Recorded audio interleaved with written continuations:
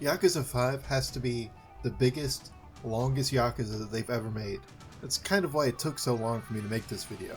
It's definitely the most experimental out of any Yakuza game that I've played. They kind of just threw everything at the wall, and some of it stuck, some of it definitely did not. Some parts are very boring, but when this game hits, it really hits. It's definitely worth going through all the boring stuff for the best moments. This is going to be a long ass video, so let's get right into this.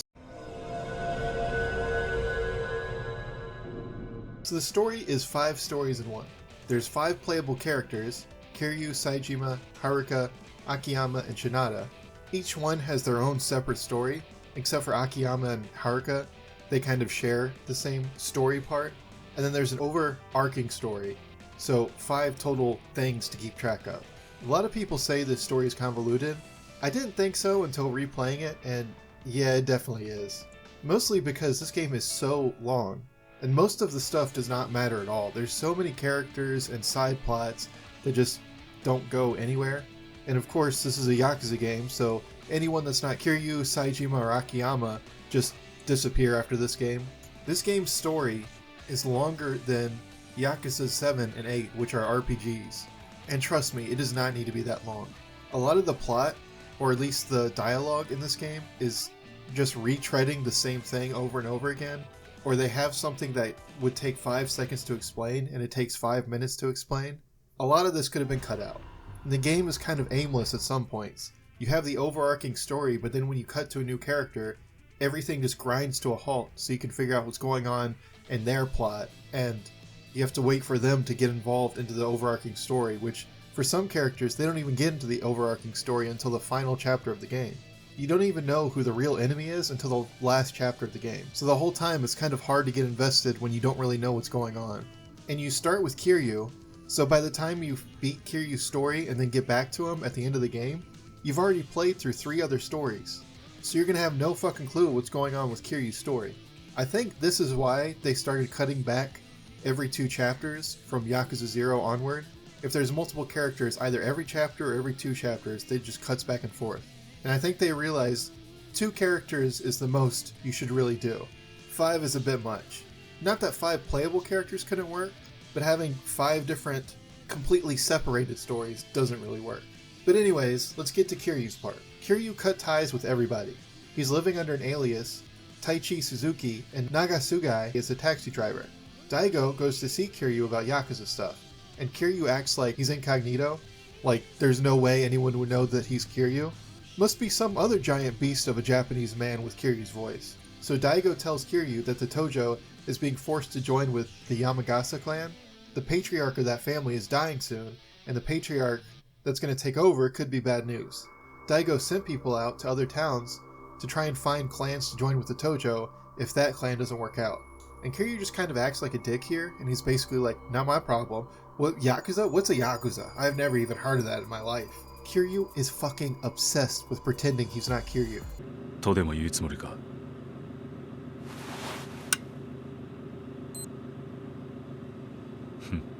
So, we find out that Kiryu left everything, left the orphanage, and is going under an alias because Haruka is now an idol. And in order to help her career, he distanced himself from Haruka so that she won't be associated with the Yakuza.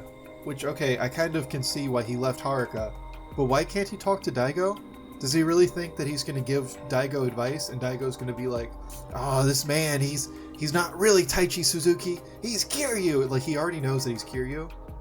They're in a private taxi together. It's not like there's a camera recording them, so why can't he just be like, oh, hey Daigo, what's up? I haven't seen you in a while. Why does he have to pretend like, what's a Yakuza?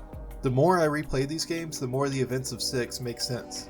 So, we get a view of normal life of a taxi driver, which is kinda cool. Kiryu goes back to his apartment where his girlfriend is. If you know anything about this series, you know there's a twist. Kiryu isn't allowed to be happy. 2 Yakuza that work for the Tojo, Morinaga and Aizawa, track down Kiryu to ask where Daigo is. Apparently Daigo's gone missing after meeting with Kiryu. Kiryu reluctantly agrees to help, and a police detective asks Kiryu for help as well, and says Daigo was kidnapped by the Omi to keep the deal with Yamagasa from going through. Specifically, they blame Watase. Watase says the Tojo are behind this. Kiryu gets overwhelmed and decides he's just going to start punching and figure it out later.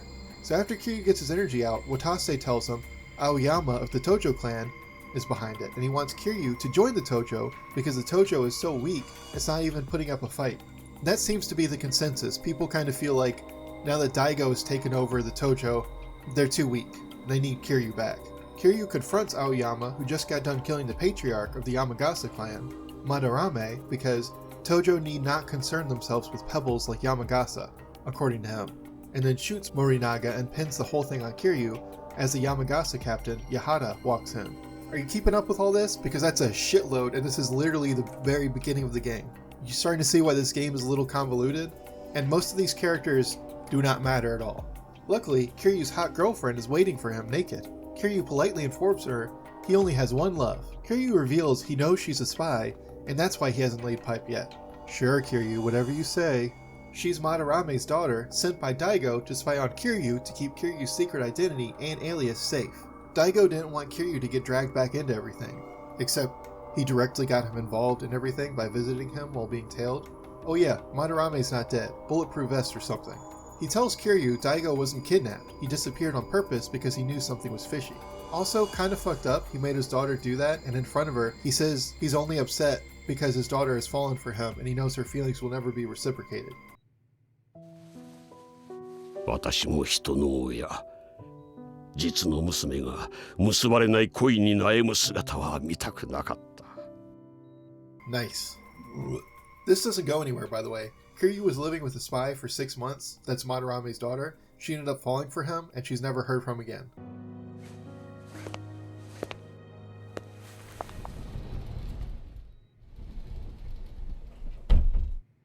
すまんかったわい、まゆみ。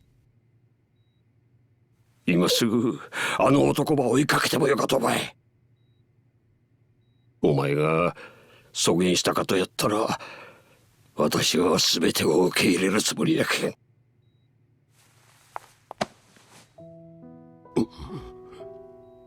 まゆみ。それ以上言わないで。どうにかなっちゃいそうだから。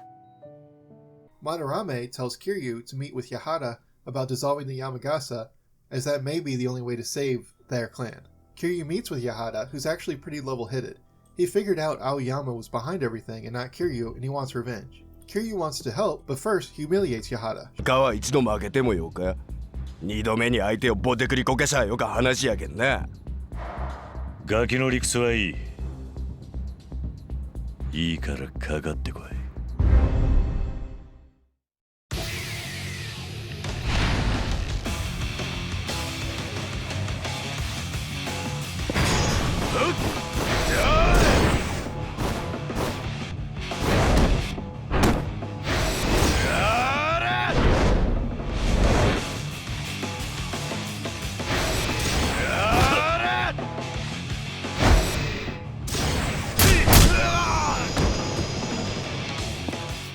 Yahara then learns Aoyama to a fight, except Watase says if Kiryu can take out all the Tojo, then the war is off.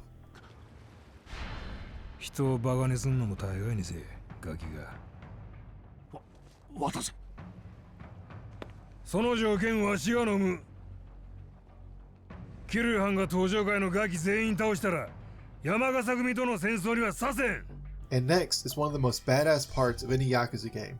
This is the first huge 1 versus 100 fight in the series, and it's pretty cool. He even dodges rockets. What the fuck?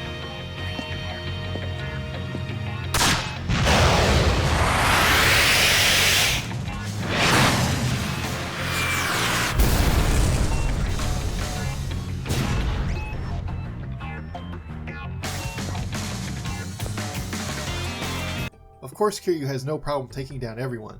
Aoyama doesn't want to honor the deal, but Watase makes him. ガキの喧嘩はここまでだ。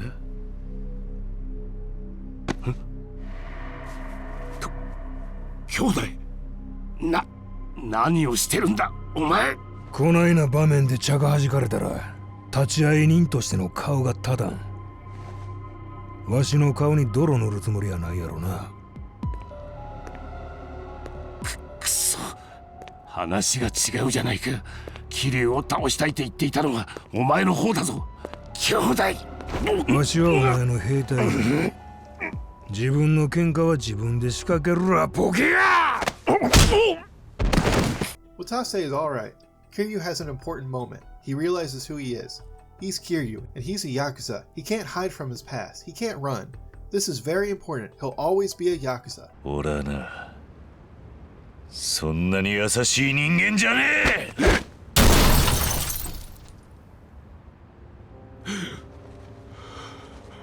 どんなに素性を隠して生きていてもな、中身は自分でもヘドが出るくらいのヤクザもんだ。俺は計算だけで乗り切れるほど極道は甘くねえんだよ。よく覚えておけ。次はねえぞ。 So he's done pretending he's someone he's not. Right? Right? Anyways, Aoyama reveals he's not in charge of anything, he's just a pawn. Before he can say anything else, he's killed by Morinaga. What a twist. Morinaga says Aizawa didn't know anything, but he killed him to keep everything quiet. But of course, if he was killed off screen in a Yakuza game, maybe he's not dead. You never know. Morinaga shoots Kiryu and escapes. The detective from earlier tells Kiryu something big is going on, and he should probably head to Kamurocho. Kiryu turns on the radio only to hear that Majima has been found dead. I'm sure he's totally dead. So Kiryu embarks to Kamurocho, ending his section of the game. And now we won't hear from Kiryu until the final chapter. Hope you got a good memory to remember everything that happened in his part. We have 3 more to go before we see him again. Next is Saijima's part. Kicks off right where 4 ended. Saijima is free of manslaughter but still has to do his time for attempted murder, of which he has 2 years left. He's having one last meal with his bro Majima. And I'm just gonna say it right now, Saijima's part is probably the most boring part in the game. The only really solid part, at least in my opinion, is the moments between Saijima and Majima before he goes to prison. Majima laments getting old. 調子悪いやないか。さっきお前にまずい肉食わされたせいや。ちゅうのは冗談で、最近前は打てた球が打てへんねや。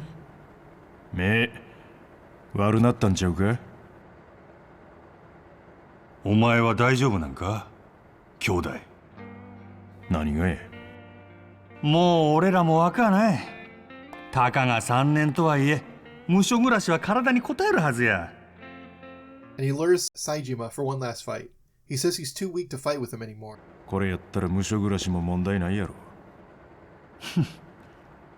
そんなん初めっから分かっとるわ、兄弟。お前の強さは俺が一番分かっとんねや。せやったらなんでこないなことしたんや。昔のお前やったら真っ先に俺に殴りかかってきたはずや。せやのになんでや。それがあかんねや、兄弟。あ？俺はもうお前の相手できへんのや。置いたんは俺の方や。登場会支える仕事ばっかりしとったらいつの間にか牙抜けてしもうた。もう俺の時代は終わったんや。So now it's 2 years later and Saijima is in prison and he no longer gets hair. I should mention, Kiryu's part opens up to the city pretty quickly, and his part is mostly fun. There's one part where you need to track down guys in red tracksuits, which is boring, but the rest is pretty good. Saijima's part is just like in 4 and is really boring. You start off in prison and can't do much. I think they realized how boring it is because you astral project to his city, where you can get a taste of what's coming. Unfortunately, the only thing you're allowed to do is cabaret, eat, darts, and pool, which is the most boring things to do in this game. Plus it's on rails, so there's zero freedom. You can't even do any sub-stories until chapter 3 of his part. So Saijima is up for parole, and him and his friends, including Baba, are being targeted by this freak.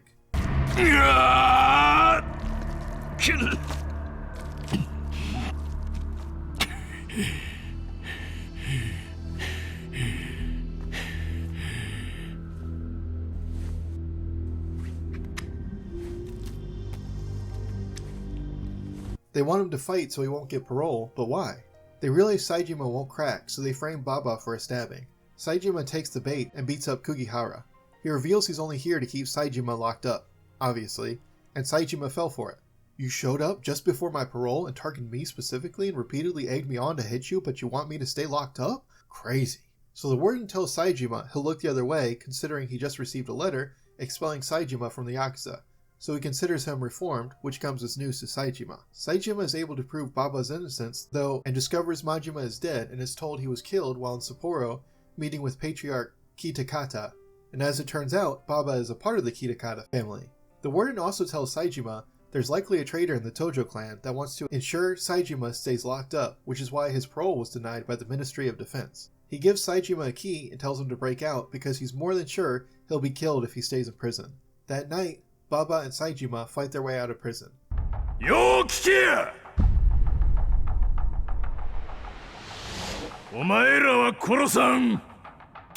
その代わり、この世には死ぬより辛い生き方があるっちゅうことを、その体に教えたるわ! And finally takes care of Kugihara. Ah!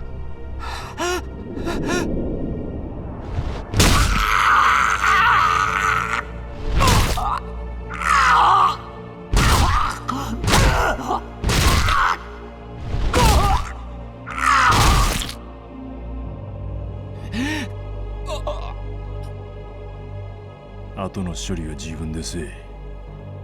切るなり焼くなりしたら生き残る方法くらいあるやろ。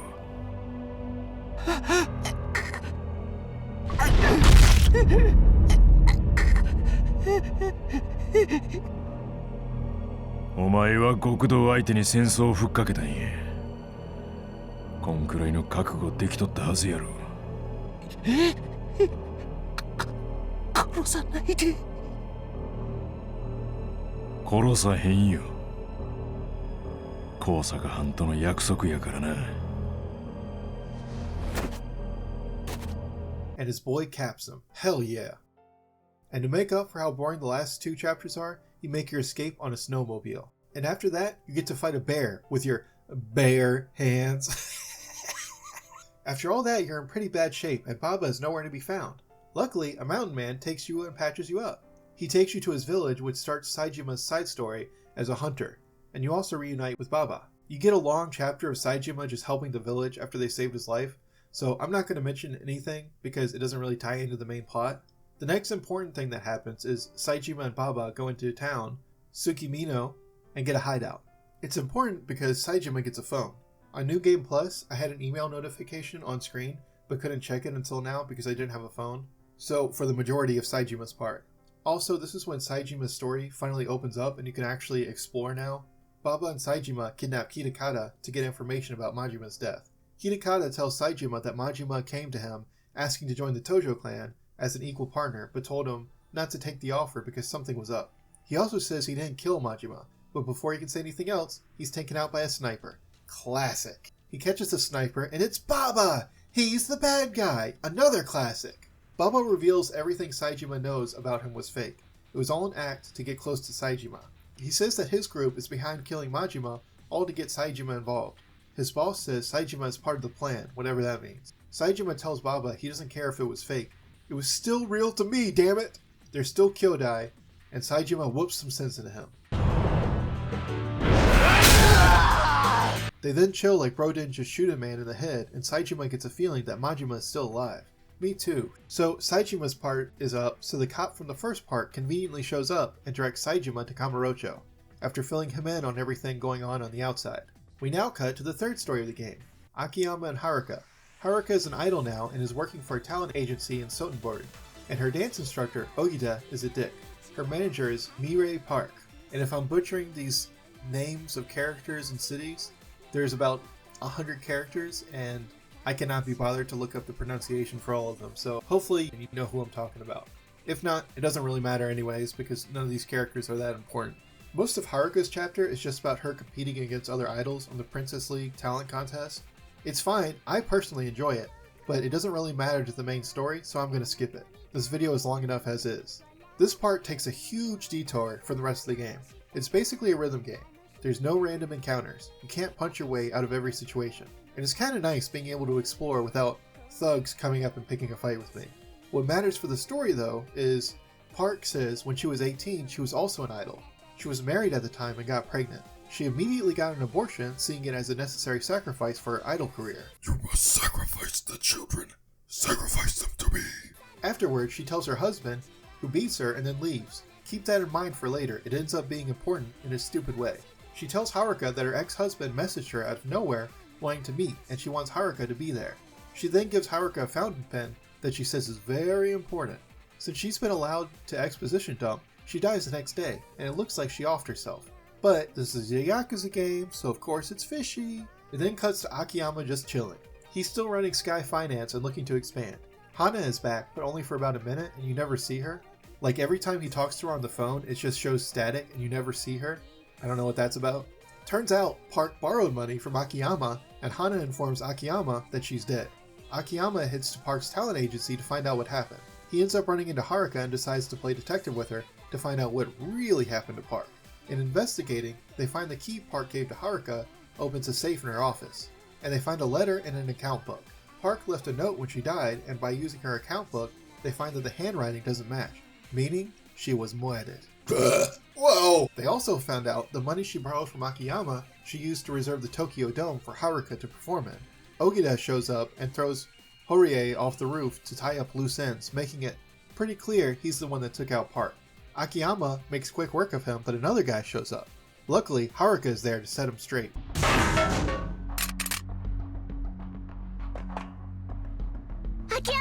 Oi! He gets away, so Akiyama works on tracking down the person that forged Park's note. Upon finding him, he's in his goon cave, surrounded by pictures of Haruka. モニターに君の画像があったんで、知り合いだと言ってみたらすごい興味を示してね。君をここに連れてくれば何でも話すと。これって Call the police. That's fucking creepy. That is fucking creepy. He tells them Katsuya, the president of Osaka Talent, Haruka's rival, is the one that was behind everything. Akiyama goes to talk with him, but doesn't learn much. Oh, and Haruka wins the Princess League or whatever. Also, apparently, I've never done this, so I guess, technically you didn't complete it. You can skip the final round as Haruka. You have a final encounter against T-Set, and you can choose to just let them win. You have a little dialogue option, and I didn't even know it was a choice. I thought it was just like an are you ready or are you not ready? But apparently, if you click the second option, then Haruka will be like, oh, I shouldn't compete against them, I'm dropping out. And then everything else plays out pretty much the same. But it's kind of cool that you can do that. I guess if you really hate Haruka's section, you can finish her final battle without actually doing it. So the detective from the first two parts shows up once again to talk to Akiyama. He somehow knows everything and tells Akiyama Osaka Enterprise of the Omi Alliance is behind everything. Kanai is the captain of Osaka Enterprise and is the man Haruka fought in the alley. It just so happens right when the detective leaves, some Omi thugs show up, and Akiyama beats them for information. He tracks down Ogida, who admits to killing Park for a letter her ex-husband sent her. Haruka knows where the letter is, so Kanai kidnaps her along with Katsuya, who's the secret chairman of Osaka Enterprise. Katsuya then just returns Haruka to the talent agency. He's a bad guy, but he's not a bad guy, you know? Kanai kind of acted on his own. They want the letter, but Katsuya isn't willing to go that far. He also reveals Park's husband is... Majima! Majima? What the fuck? That's stupid as shit. So the way the timeline works is that sometime after the events of Zero, Majima married Park, got her pregnant, she got an abortion, and then he beat the shit out of her, and then she left, which I feel like after the events of Zero, he wouldn't beat his wife. This just feels like a really shitty way of involving Majima into the plot. I kind of choose to pretend this never happened. Does Majima seem like the guy that would get married, especially when his true love is in prison? No, this is the one part of the game that I just pretend didn't happen. So Katsuya pretty much says it's for the best if you give me that damn letter, boy. Akiyama decides to take Haruka to Kamurocho to get her out of Sotenbori to keep her from being a target. Convenient, that's where everyone else is headed. Before he can do that, Haruka gets a call from Katsuya blackmailing her into bringing him the letter. So Haruka goes to meet with him behind Akiyama's back. Akiyama picks up on it and follows her. Kanai betrays Katsuya and intercepts Haruka. Are you keeping up here? This is a lot. So Akiyama shows up to save the day. 秋山さん。ああもう走るとしんどいね。もうタバコやめるか。 Akiyama's hilarious. So Akiyama kicks some ass and takes Haruka to Tokyo, while Katsuya gives Kanai a very stern talking to. I'm sure that'll fix everything. Just kidding, he puts a cigarette out on his eye. Now for the last part before the finale, Shinada. Shinada was a legendary baseball player that's now fallen on hard times. He spends his time writing about adult entertainment in the town of Kinecho. Shinada is one of those Yakuza characters that shows up for one game, then just never appears again, like Tanimura. He's one of my favorite characters. He's not a Yakuza, he's not a businessman, he's just an average guy, so he doesn't have to be serious at all, which leads to some great moments. そんなに怒んなくても俺と宇野さんの仲じゃん。俺とお前の仲だ。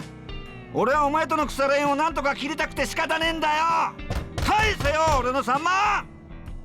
俺は宇野さんとの縁を切りたくないの。なんだよ、どういう意味だよ。金の切れ目が縁の切れ目って言うでしょ。完全返済なんて俺まだしたくないの。He's actually a surprisingly good fighter too. He's supposed to specialize in weapons, but his base moveset is really good, in my opinion. He's like a grappler, but also uses martial arts. Even his fighting style is kind of sloppy, and I love it. Shinada owes money to a loan shark, Koichi Takasugi, working for the Nagoya family, or so he says. He owes him a lot of money, and Takasugi is ready to start cutting off his fingers to get his money. I really didn't like Shinada at first, but I think it's because of how fatigued you are when you get to this part. You go through 3 parts and 4 characters, and when you're finally done, you get stuck in Shinada's story. You have a brand new town, and you can't do anything until Chapter 2. You can't even save till midway through Chapter 1. You also go from Akiyama's playstyle that's extremely quick to Shinada that's much slower and has more of an emphasis on weapons. It definitely takes some getting used to, and after probably 20 hours, and that's only if you're not doing much completion, you have to learn to play as Shinada. But after a second playthrough, he's one of the better characters, and it's nice not having the story take itself as seriously. But at this point, you're still left with Kiryu's cliffhanger, and you just want to know what happened to Majima, and instead, you're doing this. いいねミルクちゃん。今日は特にいいね。そうそう。いいよ。やだ、たっちゃん、恥ずかしいがね。It can be a bit jarring. But anyway, Shinada is basically just looking for work, scrounging up money and food wherever he can. He runs into a mystery man that's definitely not Daigo in an obvious disguise. He wants Shinada to look into his past as a baseball player and find out what happened. Specifically, he wants him to look into the walk-off home run that cost him his career. Shinada hit his first home run and the next day was banned from baseball for cheating. But Shinada is adamant he didn't cheat. To sweeten the pot, Mystery Man offers him a year's salary of what he would have earned playing baseball to look into what really happened. Takasugi overhears and urges Shinada to take the deal. Forces, same difference. He brings up his earlier offer again, of removing his fingers, so that's always on the table. So Shinada gets to investigating and asks Uno, his former massage therapist, where he can find Kanji Manabe, his former batter on his team. They track down Manabe and he admits that the games were being fixed by the Yakuza. The Tojo and Omi were fixing the games but stopped because it was getting too risky. Seeing an opportunity, the Nagoya family stepped in and likely are behind Shinada being expelled. Shinada asked Takasugi to let him meet with the Nagoya family, but Takasugi was never part of them. He just acted like he was to intimidate people that owed him. Just then, someone tries to burn down Uno's clinic.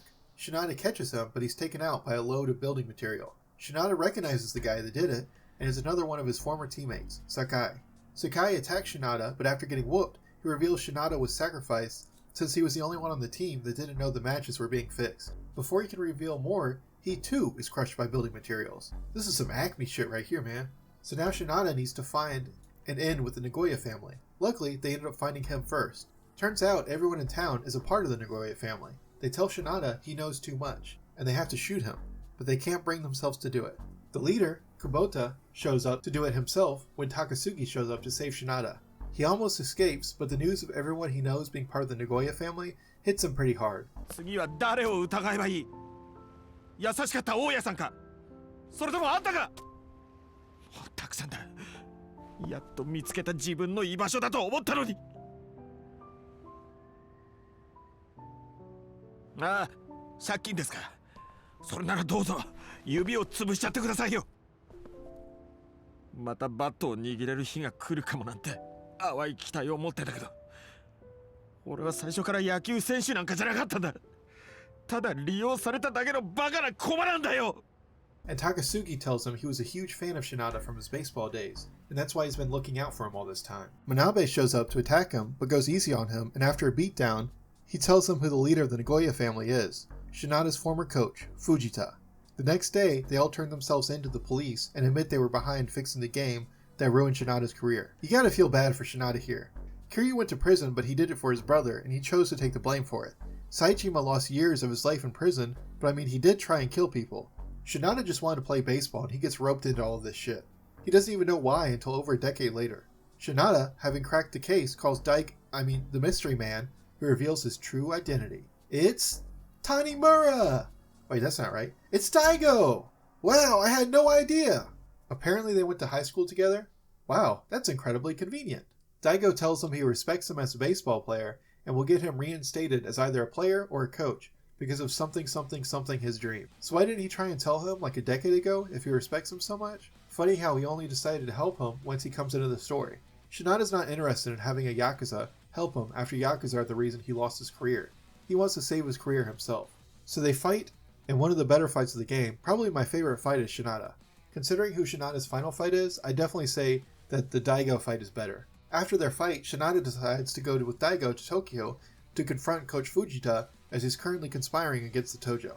He leaves the money Daigo gave him and an autographed ball for Takasugi to pay him back. Before he goes to Tokyo, Shinada meets with Sawada to get his side of the story.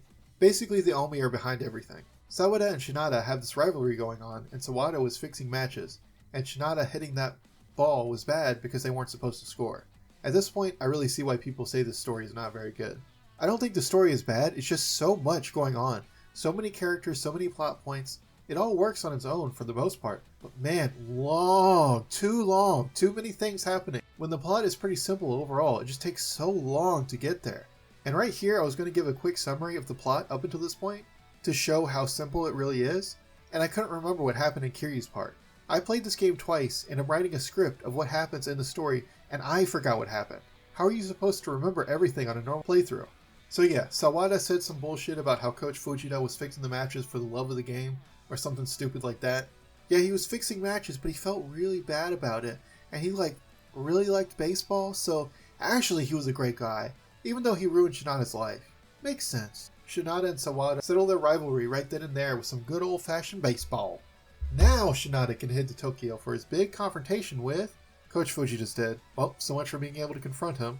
And now finally, after all of that, we finally come back to Kiryu. Have you been taking your notes? Do you remember what happened with everyone else so far? Rewind the video if you need to, it's fine. Now imagine tens of hours of gameplay between this and the beginning of the game. You will remember nothing. So Kiryu's back in Kamurocho being tailed by Baba. Remember Baba from Saijima's part?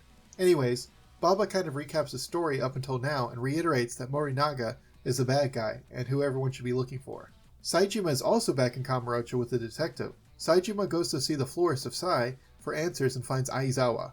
Looks like Morinaga didn't kill him after all.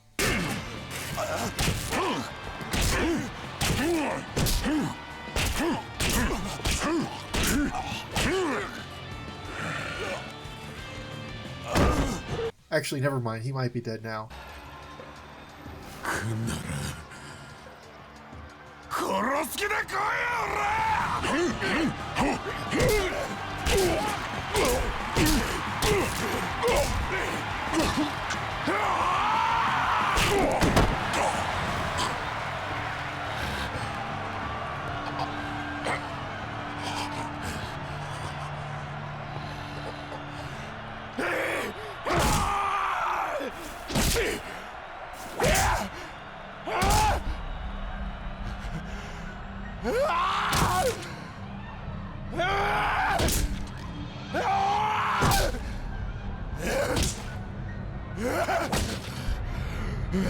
Okay, cool, he's alive. He fills Saejima in on Kiryu's side of things and is upset Morinaga broke their oath as sworn brothers. Saejima kicks his ass because he's not trying to hear that pussy shit, and the Florist of Sai tells Aizawa not to worry about their bond because Morinaga's dead anyways. Thanks, Florist of Sai. Now let's see what Akiyama and Shinada are up to. Katsuya offers Akiyama 500 million yen to cancel Haruka's concert.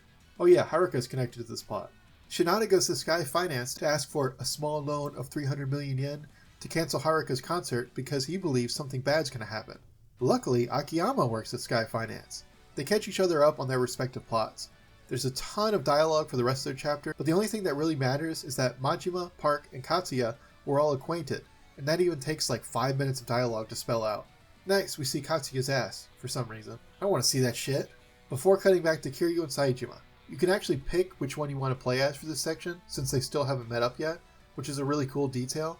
Both go to Kamaro Hills to confront Katsuya for showing us his ass. No, for real though, after 2 playthroughs, I'm not entirely sure why they all got the idea to go to Kamaro Hills. Not because it's not explained, but because it's just exhausting keeping track of 5 different characters and who knows what. For this section, I picked Saejima since I picked Kiryu last time. Either way, you both meet up at the end to confront Katsuya, and Watase shows up too. Why not? Katsuya says he's not actually behind everything and suggests they all go to the roof, take off their shirts and fight, and once they're done, the real mastermind will surely show up. I'm not even kidding. That's their plan. I mean, it worked in 4, so why not? After they're done with their brawl, the detectives that's been orchestrating everything from the beginning shows up to shoot them. Wow, I can't believe he's a bad guy the whole time. Turns out he's not even a detective. He's the president of the Omi Alliance, Kurosawa. Watase didn't even know. He shoots Watase, but Katsuya takes the bullet for him. Before he can shoot anyone else, Daigo shows up, and he's locked and loaded, ready to pop a cap in his ass. Daigo gives him 2 options. せめて極道らしく自分自身でけじめをつけるのか、それともこういう形でしかけじめを取れないのか。 That goes hard. Just then, Kanai shows up and shoots Daigo. And then Majima shows up and shoots Kanai. And then Batman shows up. And then that weird Kappa thing from those Substories shows up. No, nobody shows up after Kanai, but how many fucking people are going to show up on this roof at the last second? Kurosawa and Kanai walk off, letting Kiryu and Saejima live. That was your first mistake. Then we cut to a different character to see what they're up to. Oh yeah, Haruka is in this game. She's just dancing. Baba meets up with Haruka at Kiryu's request to tell her not to give up. Anyway, Katsuya and Daigo are fighting for their life. Saejima and Kiryu don't know what to do and both have bullet holes in them. They regroup at Serena, and Date, Akiyama, and Shinada all meet up. Finally, you get a big plot dump. No one knew Majima was married, almost like it doesn't make any sense whatsoever. Even Saejima didn't know, which I get he was in prison, but don't you think he would have mentioned that? Hey, I was married once. Akiyama says the letter he sent to Park isn't important because it was sent after Majima supposedly died, meaning he's alive and the letter could lead to him.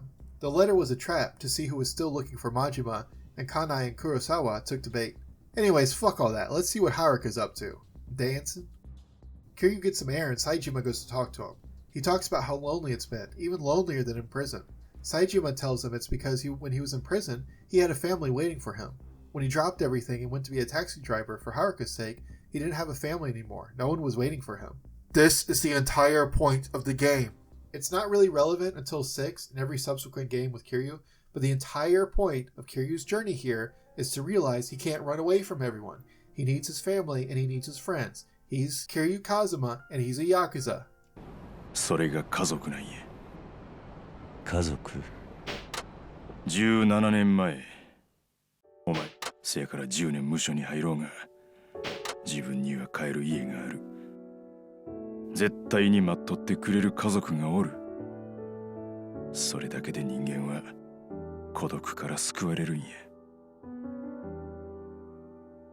俺もそうやった25年も無所に入っとってそれでも希望を失わんかったんは外に安子それに真島の兄弟が待っとると信じてたからやけど安子は死んだそれに真島の兄弟も行方知れずやけどな俺は今ちっとも寂しないなんでかわかるかいや二人とも自分の決めた道を進んだ末行ったから奴らは生かされてたんやない自分の力で生きて自分の足で歩いて力尽きたなら残った俺は奴らの分まで思いっきり生きるだけそう思えるようになったんや自分の力で生きるか That's why I consider everything with Kiryu after 5 non-canon, because it's fucking stupid. Akiyama especially is a homie. As long as it's for Kiryu, he's willing to go to war. They could just cancel the concert, but Kiryu doesn't want that, so Akiyama is willing to risk it. They're bros. I can't imagine Kiryu would just disappear one day, leaving Akiyama wondering what happened to him and spending his days traveling all over the world trying to find a hint of what happened to him, because Kiryu is too much of a dick to just say goodbye and let him know what's going on. No, he'd definitely never do that. So now that Kiryu has found his purpose and his friends and his family, they introduce him to Shinada. 彼が大悟さんの友人で元プロ野球選手で球界を追放されておまけに俺から3億2000万もの金を借金しようとした、名古屋の風俗ライター白です。よろしくお願いします。 They come up with a plan to protect the dome Haruka is performing in. As the concert is about to start, the news shows that Majima is being held hostage at the top of Millennium Tower. They go to check it out and Yakuza show up with guns outside the tower wearing Majima family crests. They split up. Saejima goes after Majima. どこに行かせてくれ。冴島さん。兄弟が生きとると分かった以上、行かなあかん。一発ぶん殴ってやらんと気が済まんわ。Hell yeah. Shinada goes to Tokyo Dome to protect Haruka, since he's the only one that won't stick out. Fair, while Akiyama and Kiryu hold the line. This is another choose your fighter section, which is really cool. I chose Kiryu so I could humiliate Kanai.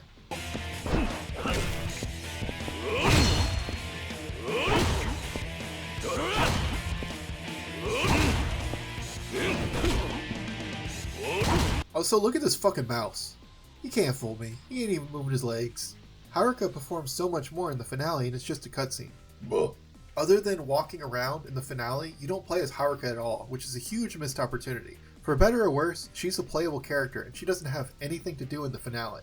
It would have made so much sense to have you perform the song one last time in Tokyo Dome. As she's performing, Saejima made it to the top of Millennium Tower and finally came face to face with Majima.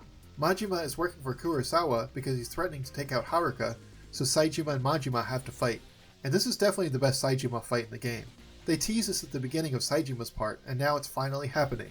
As boring as this game can be, and as drawn out as it gets, moments like these are definitely a worthy payoff. Kurosawa makes the call to have Haruka killed, but the person he's calling isn't answering. Baba was the one he called, and he did have a change of heart and decided not to shoot Haruka, but Shinada shows up and beats his ass for even considering it. あの子を撃つのをやめたまでは認めてやる。だが今この場から逃げるのは正義でも何でもね。そういうのただの現実逃避って言うんだよ。裏方なら裏方らしく最後までてめえのやったことに責任持て。Attaboy, Shinada. This is another pretty great fight. Baba is fast but not too fast. You can dodge behind him and get hits in between combos. After kicking Baba's ass, Shinada enjoys the rest of the concert and thinks about his baseball career. ちっちゃいな。全然見えねえや。夢の舞台なんて言ったのは客席から見ればこんなもんだってことか。俺もあんなんだったのかな。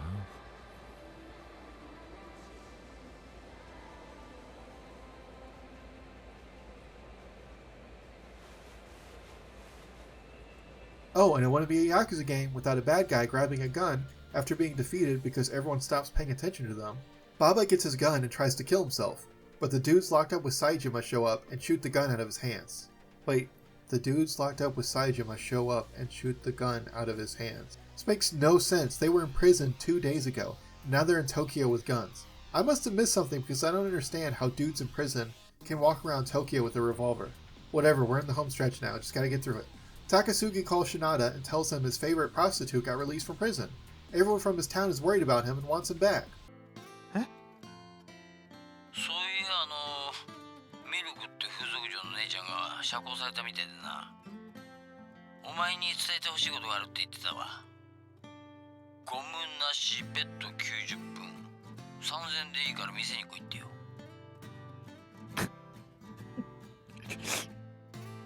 みんなお前の顔が見たいってよ。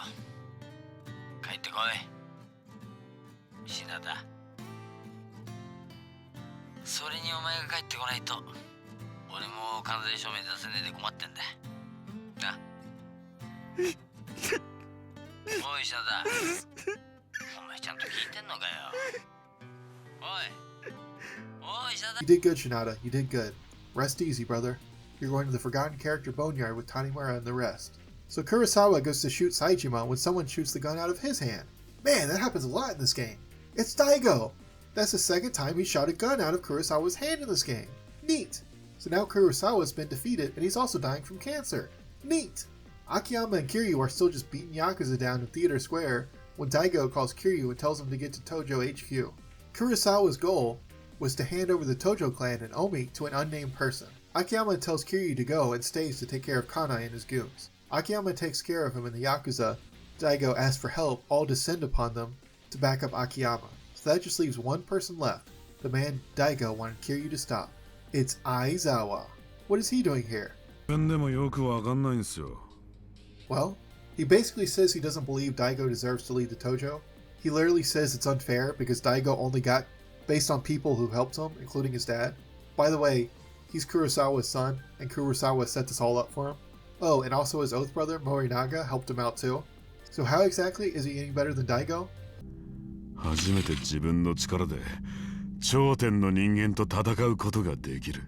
Okay, but like how exactly? Enough talking, they fight. And again, this is an incredible fight. Aside from Kanai, who's a bit of an annoying boss, all the final bosses have been amazing. The whole finale is really strong. Kiryu beats him and tells him to go fight his way back up and come at Kiryu again. I'm sure this is going to have a great payoff later down the line and we'll definitely hear from this character again. While this is going on, Haruka realizes she doesn't want to be an idol anymore. Family is more important, which has been a major theme of this game. Saejima has Majima, Shinada has his town, Akiyama has Hana-chan. Where the fuck is Hana-chan? And Haruka has Kiryu in her orphanage. 面倒を見てくれるおじさんは本当の家族以上に大切な存在でした。でもその大好きなみんなから私は離れてしまいました。アイドルとしてデビューするためです。私を育ててくれたおじさんは昔極道と呼ばれていた人でした。他の人から見たら怖いかもしれないけど、私にとってのおじさんは強くて優しくて頼りがいがあるけど、でもどこかちょっと抜けてて、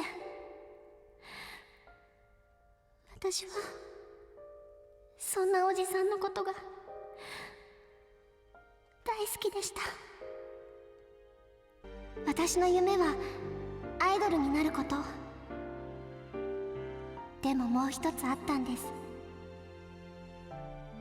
大好きな人たちと一緒に幸せに暮らすこと。今日この舞台に立って私にとって何が一番大事なのかやっと分かりました。だからもうこれ以上歌うことはできません。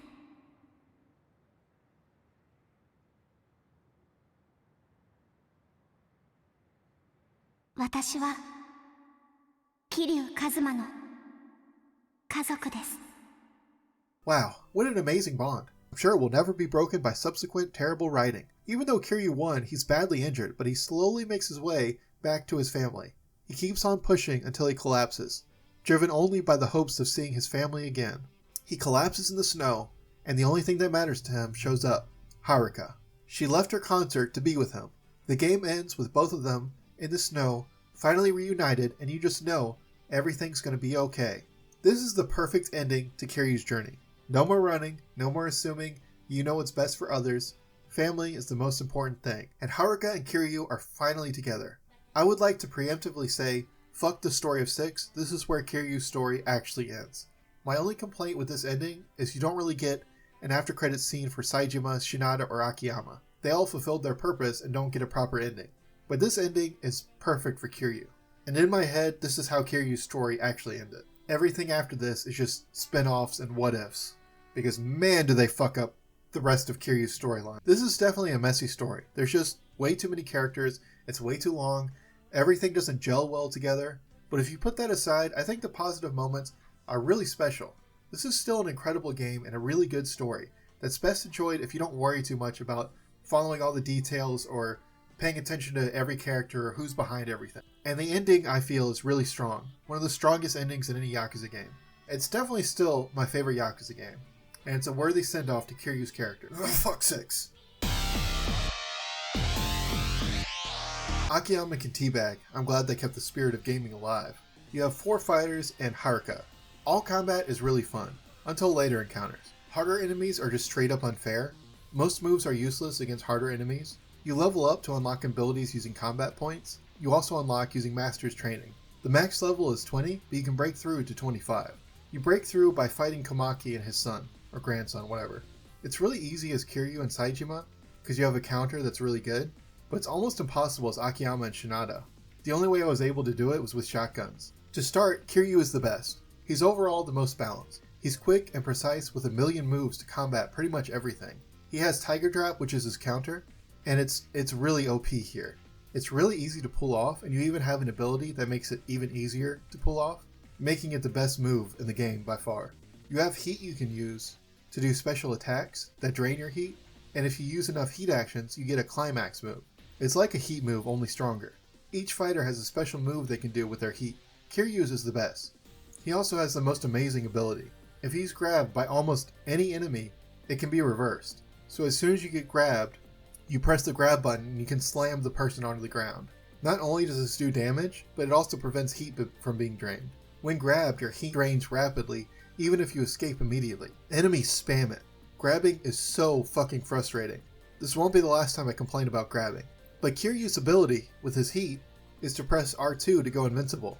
You can quickly drain enemies' health and dash around from enemy to enemy, doing like an 1,000,000 punch combo.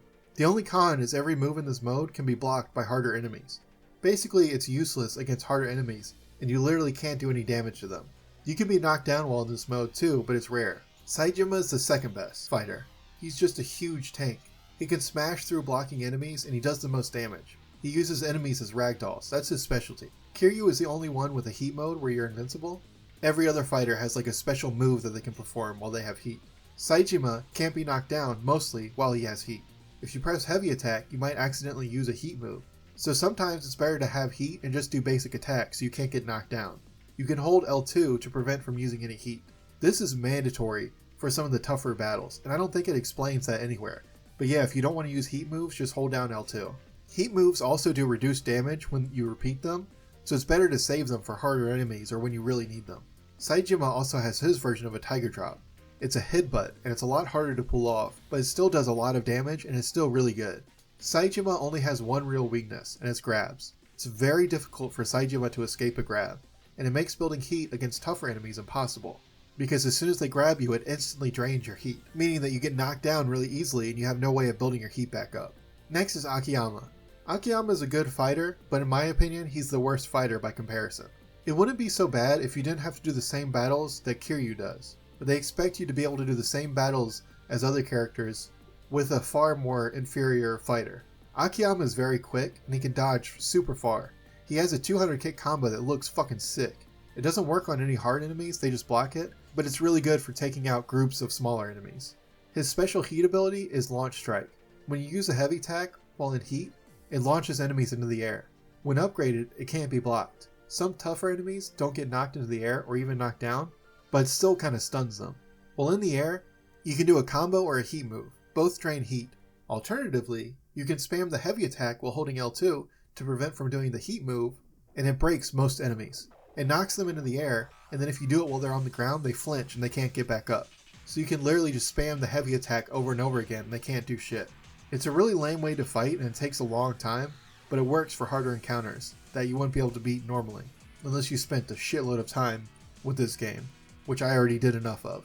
And as you'll see, Akiyama was not meant to be on certain encounters. Akiyama does have a counter, but it's fucking terrible. It's really hard to pull off, harder than Saejima's, in my opinion. Most of the time that I pulled it off, it was by accident, and it does dick damage. It doesn't even stun the enemies when you hit them with it.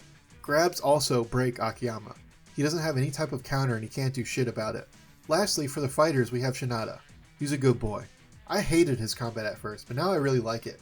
I considered him to be the worst when I first fought as him, but now I think he's really good. He can reverse grabs, which is awesome sauce. The only bad thing is any slightly tougher enemies it doesn't work on. Shinada is considered the weapons master. There's even unbreakable weapons for him to use. He's somewhere between Kiryu and Saejima in terms of speed and power. One move I like is where he uses his arms as a bat to hit enemies. It looks goofy, but it's really cool. Also, his grab combo is sick. He's like, I like when he spins around with his arm. His special heat move is My Meteor Tackle. He grabs enemies after a combo which uses heat. From the grab, you can run them around into other enemies. You can also go into a wall, or do a heat move. Again, tougher enemies will just push you off after a couple of seconds. And they'll actually do damage and knock you down, so sometimes it's best not to use this at all. You can also do a sliding kick from a run that knocks enemies down.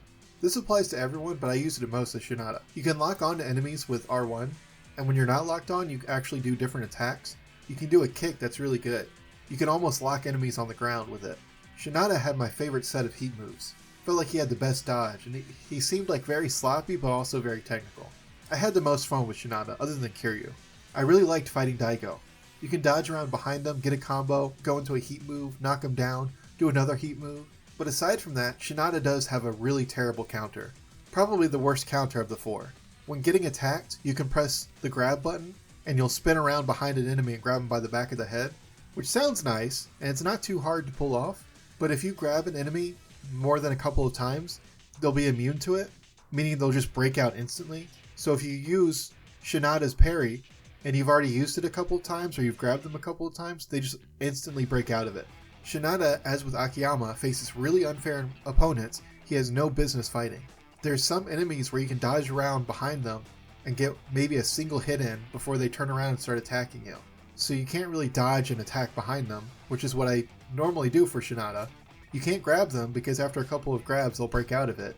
You can't break their guard because in this game, as soon as you break an enemy's guard, they already are guarding again before you can even get the next hit in. And I think that's a problem with the remaster, because the same problem was in 3, which is why they called it Blockuza. The increased frames allowed enemies to block again quicker or something like that. And of course you can't use Shinada's parry because they'll just break out of it. So what are you supposed to do with Shinada? Cheese. Shinada has one other really good move, where you can go from a combo into a grab. Instead of ending a combo with a heavy attack, you end it with a grab. And for some reason this can be spammed more than just grabbing. So you can literally just combo, grab, combo, knock them down. If they break out, you'll still get 2 hits before they break out. The only way to beat tougher enemies as Shinada that I found is to just use this method. I also wanted to mention the lock-on, because it's completely busted. I really noticed it as Shinada. You press R1 to lock onto an enemy, and half the time it locks onto the wrong enemy. It gets really frustrating when you're fighting multiple enemies. You can also lock on to nothing, like an enemy will spin around and then you'll press R1 to lock onto them, and you'll just lock onto a wall. It's incredibly frustrating to lock onto an enemy punching you in the face only to lock onto a wall while he circles around you and punches you in your head. I played without lock-on for almost every somewhat difficult fight. A lot of moves in general require lock-on, unfortunately. But aside from the combat, the last character you play as is Haruka. She does get into fights in the way of dance battles, and you only start the dance battles if you talk to people. There's no random encounters. When I first played 5, I had never gotten Beads of Good Fortune, which turns off random encounters in any other game. It's an unbelievably amazing feeling to run around Japan in these games without getting attacked. And Haruka has 2 types of combat. First is pretty much exactly like the Hatsune Miku games. There's also references to Miku, so it's probably intentional. You just press the right button as the song plays. You have heat that is used to get more points, kind of like Star Power in Guitar Hero. Whoever scores higher at the end wins. Most battles on the street are similar. You press the button along with the music, except you have 4 boxes on the screen, up, down, left, and right. Buttons will come to each screen, and you have to press the D-pad to select the right box before you press the button to hit the right note. You can use heat to attack your opponent, to heal, or to even score more points. You select whichever heat moves you want equipped. It's kind of a weird rhythm game, and it's definitely difficult. There's a harsh learning curve. It feels really confusing moving to the right box while hitting the notes, and some people will really struggle with this. For me, once I got used to it, I got really good and I loved it. But then again, I'm kind of obsessed with rhythm games. Your mileage may vary with this. I personally would love a full game with this type of combat. Just explore Japan, getting into dance battles with minigames. Come on RGG, that would be sick. So as I mentioned, each character goes up to level 20. After that, you have to go to Kamaki and fight him and his grandson to get to 25. This isn't required for completion. I did break through with every character. For Haruka, instead of fighting, you just do a dance battle, which is kind of cool. But yeah, like I said, it feels impossible to fight the Kamaki boys with Akiyama and Shinada. But like I said, you can just use a gun to beat them. I'm not going to talk too much about the other masters. There's a lot of masters, and you use them to unlock different abilities. And looking through the abilities, I missed 3 abilities with every fighter, and I have no fucking clue what that is. I did everything. I did all the completion list, every master, everything. So it probably just expands heat or something, but I couldn't figure out what that was. I maxed out every character except for Shinada and Haruka. Haruka is completely unnecessary to level up. I did get her to level 23, and she doesn't have a Coliseum or anything to level up with. So you just have to play the same encounters over and over again to level up. And I feel like Shinada levels slower than anyone else. Again, with him, I only got to level 23. I didn't bother getting the last upgrades with him, because the last 2 upgrades are always combo timing related, and a heat upgrade, and I didn't really need that. I did Coliseum for Kiryu before and after unlocking the combo timing. It's supposed to do more damage or break guard when you time your combos correctly, but I didn't notice any difference before and after unlocking it. One master I will talk about is Minamita. He has a machine that's like virtual reality, and it lets you fight in a side-scroller. Haruka even gets to fight, and it's actually easier as Haruka to do this than it is as Shinada. Shinada is a slow fighter, and you're on a timer to beat the end of the stage. The Kamurocho road battle is the same for everyone, which means the time you're given to do it as Kiryu is the same for Shinada. Nice. It took quite a few tries as Shinada, and I just had to play like a cheeseball and spam grabs. I beat Daigo with literally seconds to left, and it was by far the hardest training. Minamita also offers flashback battles, which is just a boss battle specific to each character that you can fight again. Beating each section unlocks a heat upgrade, and if you beat it again, you unlock more ability points, and you can get up to 8 ability points if you do them over and over again. And it's absolutely worth doing. Each fighter has their own master. Haruka has 2, and there's Revelations again, which is a lot to go into, so I'm not gonna. There's weapons in this game, and Shinada is of course the weapons master. There's Kamiyama Works, which is a weapons dealer. You can craft weapons. It's available in every town in a van. You invest money to unlock better weapons, and you also have to invest certain items to unlock recipes. Most items you invest are weapons you create. It took me 10 million yen to craft everything, which isn't bad considering gambling made me 30 million just with cheat items. There is a trick to this. You need a mystery stone to make dragon weapons. These are like the ultimate weapons for each weapons category. There's like a dragon sword, a dragon pole, everything. I think you need 8 of these mystery stones to make each one, and it's really difficult to get mystery stones. So Cyrix Z, as usual, had a guide to get all of the final weapons using only 1 stone instead of getting 8. You can craft multiple weapons at once without checking out, and you only consume crafting items once you check out.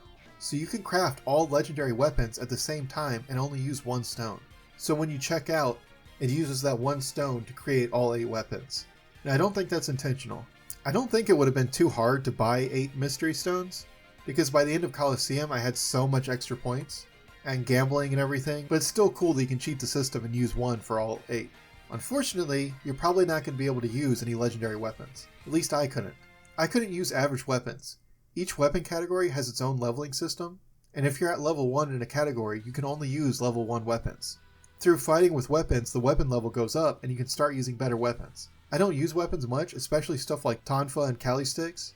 You're not allowed to use weapons for the most part in Coliseum and any of the harder fights, so I just never use them.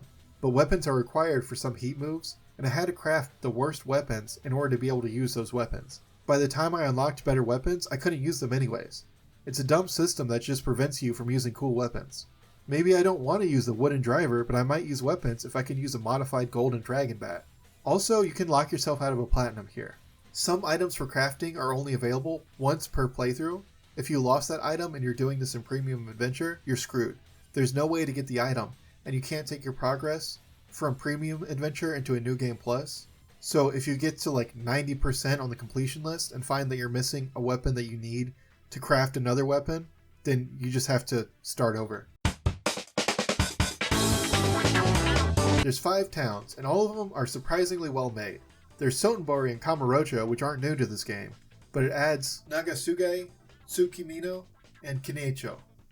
And all of the towns are pretty fun. Each town has specific restaurants and bars, and there's almost 600 food items that you can choose from. Which sounds really cool, until you realize they're required for completion. You have to consume all 600 food items, and you can only eat while you're hungry. Some foods fill your entire health bar, which means you have to eat each item one at a time. There's an item that will lower your health, so you can lower your health down to eat more food, but some of the stronger food items that refill your entire health bar take forever to complete. Also, alcohol has to be done one at a time. You have to use items to make yourself hungry and less drunk, but you can only have about 3 strong drinks before you can't drink anymore, and it takes 4 sobering items to get sober. That means 1 legendary drinker is weaker than 1 strong drink. There's an alertness hood which supposedly makes it harder to get drunk, but I couldn't even tell the difference. So the only way I was able to do this was by just having a drink, and then having a sobering item, then having another drink, and repeat that until I finished all the drinks.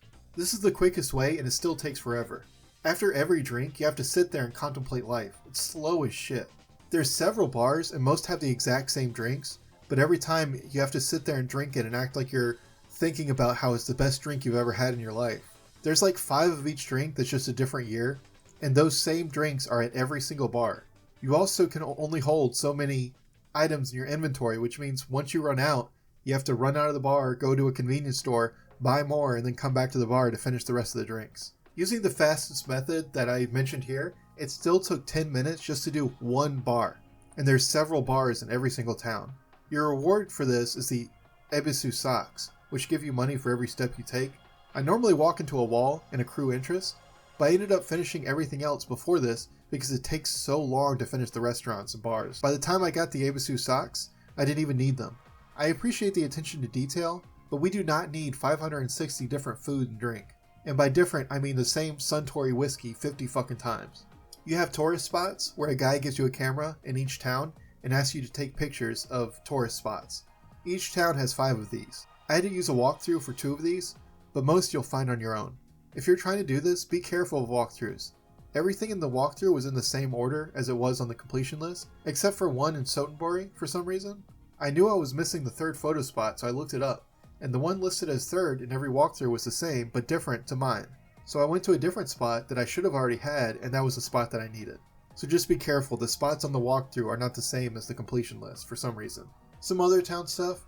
Kiryu's town has trash collection. He picks up trash off the ground. Leave it to Japan to make a game where you recycle and pick up trash. Saejima finds map fragments that lead to a treasure.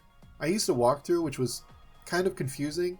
There will be a street and there will be 3 sections of that street, like south, north, east, but then the walkthrough will say go to the northern section of North Central, and it's really confusing.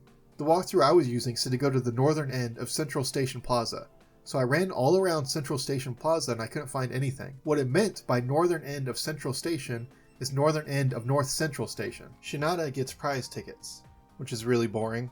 You find these everywhere around his town, and they unlock prizes and you have to do them one by one.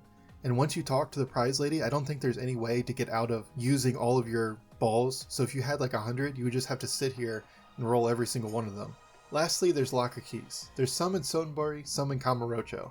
You should do the Kamurocho keys ASAP, because once you do, you unlock the beads of good fortune, which turn off encounters. I did this in Premium Adventure, which doesn't carry over, but it does? I started New Game Plus on an old save, and was still able to pick up items I unlocked in different saves.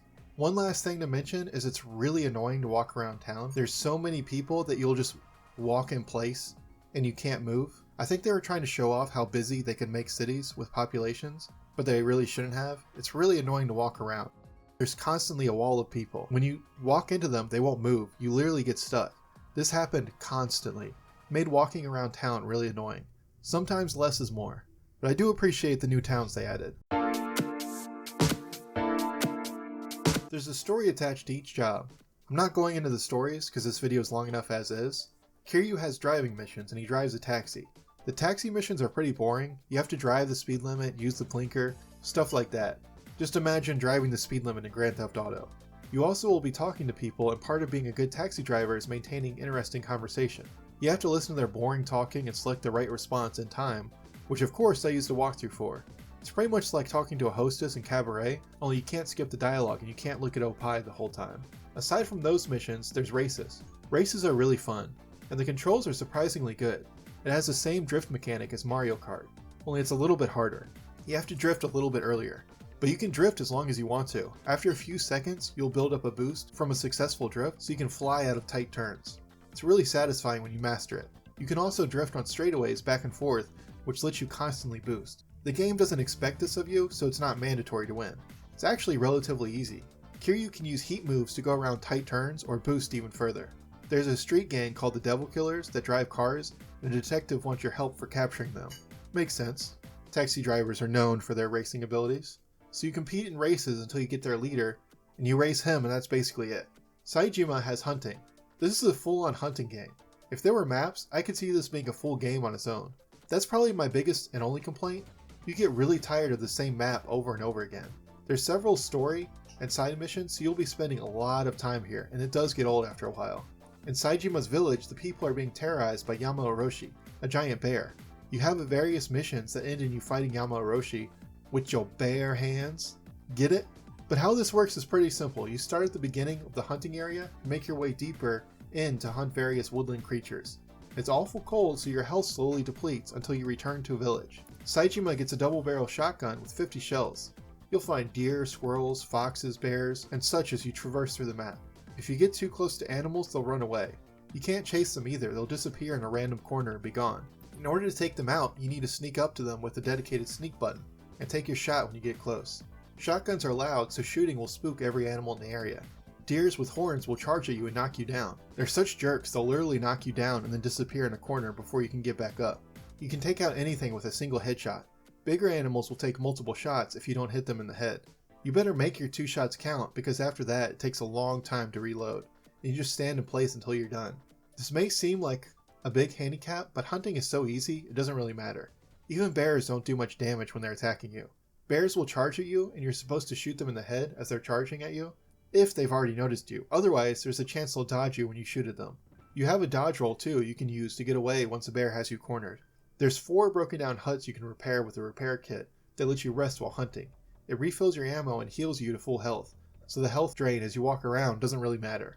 You choose what you want in your inventory before each mission. Make sure your repair kit is actually in your inventory. I constantly had issues with it automatically going into my item box. You get an option to manually put your gear up after a mission or just auto put everything up. I always picked manual, but it kept putting the repair kit in my item box instead of my inventory. You can also hunt small game by leaving traps around. The way you harvest your kill is so nice, you literally just walk over it and it auto picks it up. The meat you pick up heals you as well, so if you're low on health, you can just hunt something to get your health back.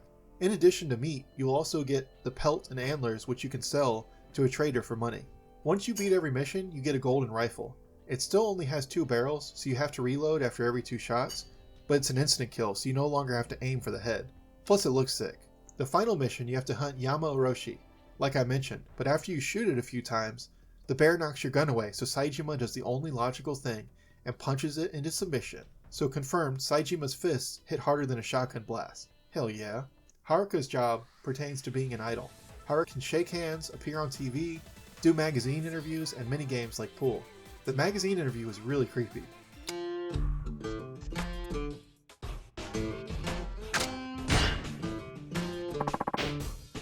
Hey, you know they got your mans. They got your mans on sex assault charges. Yeah, the nigga you be hanging with. There's a good variety of stuff for Haruka to do. Some of these game shows are really weird, like there's one where she just runs. That's the show. It's a chase mission. Is this an actual show in Japan, or is this just here so they can work a chase minigame into Haruka's side job? You also play along to 3 different songs. One of them, over and over and over and over.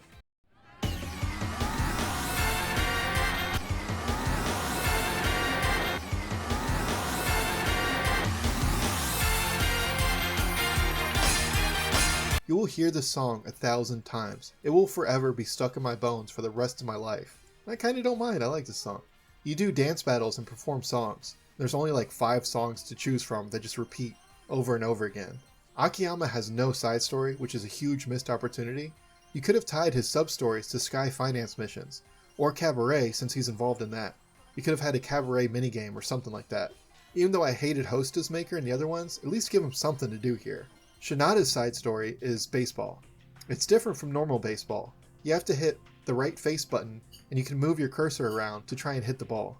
There's 2 circles, the inner is for home run and the outer is for regular hits. It gets way easier as you level up and you get better equipment. The circles get bigger, you get better equipment, you get more time to hit the ball. What you're seeing is max level. When the ball turns white, you hit it, and you can also use heat to slow the ball down, making it easier to hit. There's not much more to it than that. Substories here are mostly good. Each character has over 10. Kiryu meets Haruka 2.0 to save a dog from creeps. He sends Christmas money to his kids. He reunites with Mac. He dusts off the mask for one last wrestling match. And this is really cool. He even becomes a fancy Hollywood actor. Saejima fights another bear, reunites with his students from Sadachi Dojo, finds a passed out Santa and helps him by beating up his bullies, falls in the ice and has to avoid sliding spinning men as he delivers ramen, and helps a street performer think of an act.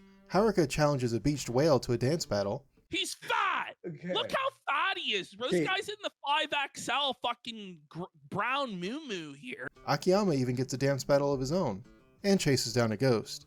Shinada saves a sick prostitute from her pimps. He has one sub-story where he pays for a prostitute, and they both look like his coach and trainer from his baseball team. Anyways, you can choose Run Like Hell, which is what I assume everyone picked, so I decided to change it up and pick one of the girls, because you probably haven't seen it either.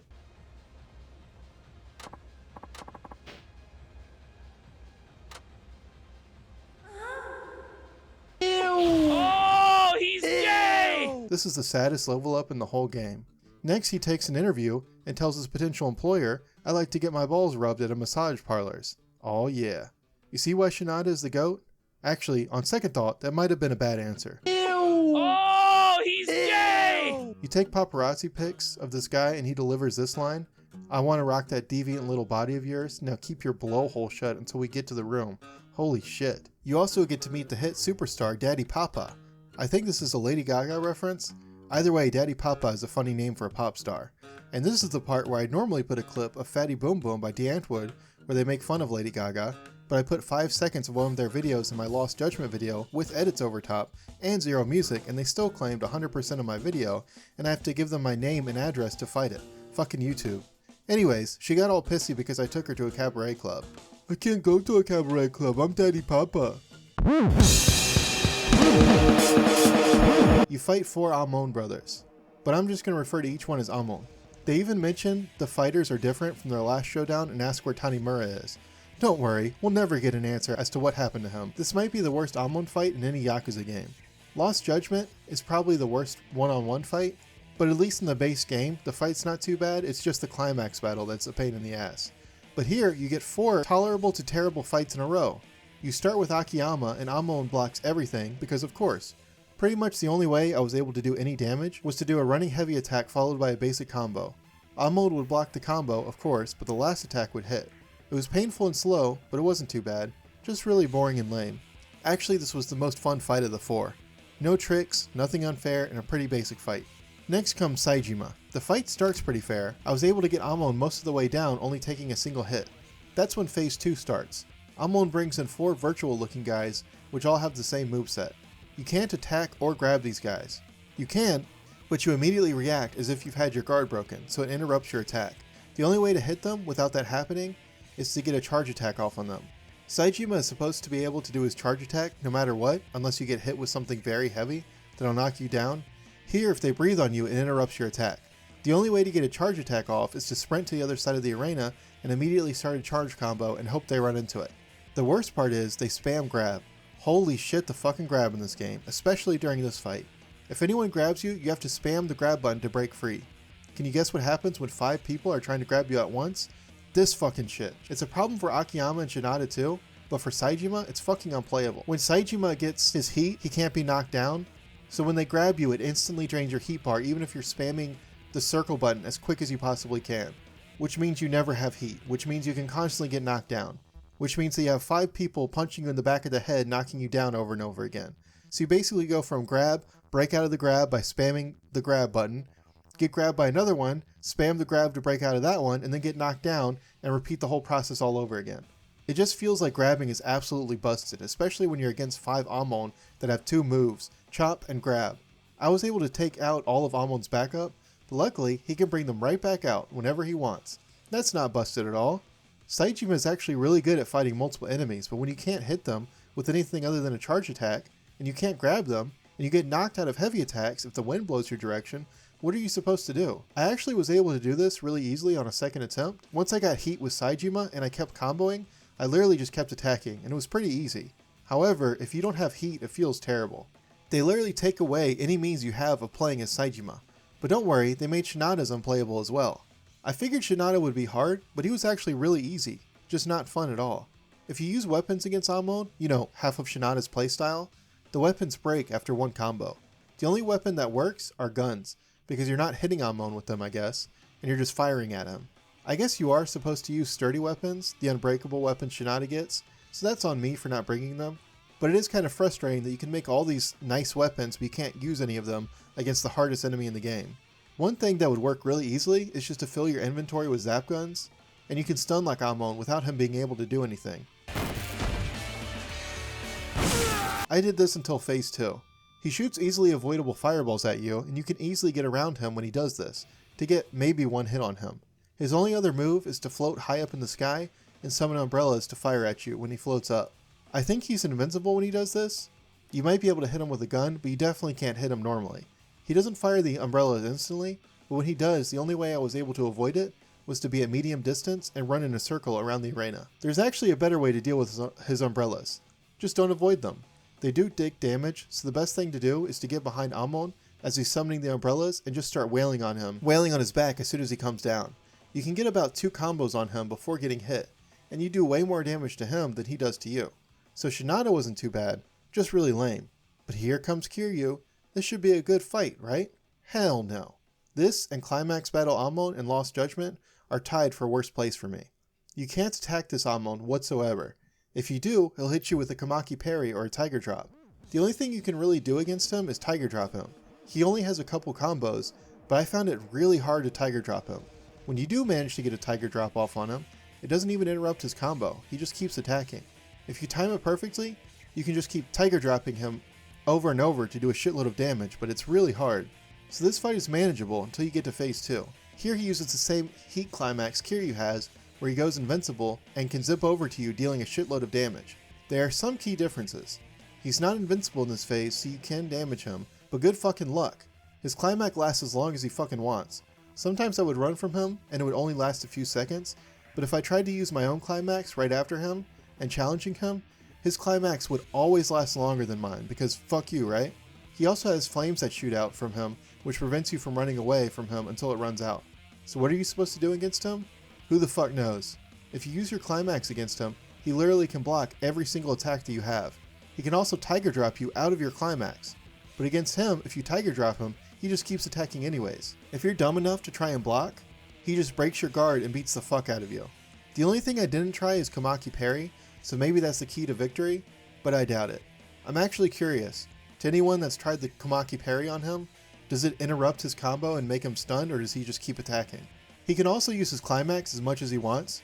Like once he gets low on health, he literally does one combo and then goes right into climax for like 30 seconds. I actually looked up a YouTube guide of what people were doing to beat this phase, and there's a really cheap way of fighting any enemy as Kiryu, where you get a combo going and then hit grab, which will instantly throw them to the ground. You run around behind them, pick them up, and they'll be stunned for a second, just long enough for you to throw them back to the ground. This is really lame. I also found it really hard to pull off. Even against easier enemies, they constantly were breaking out of it. It just wasn't quick enough. So obviously I was doing something wrong, but it's not like that was the intended way to beat Amon. Plus, even the videos I saw of people doing that, they couldn't keep him in a loop indefinitely. He would always break out of it eventually. So it's not like it's foolproof. Also, for climax mode, every video I saw of someone fighting him, they literally just ran away from him. So I don't know what the fuck you're supposed to do there other than run away from him when he does his climax. Which, that's really cool that they designed a boss where he does one attack and then the next 40 seconds are spent running away from him. Even after you beat him, he's like, yeah, but you're still a bitch. 0 out of 10, worst Amon out of any Yakuza game.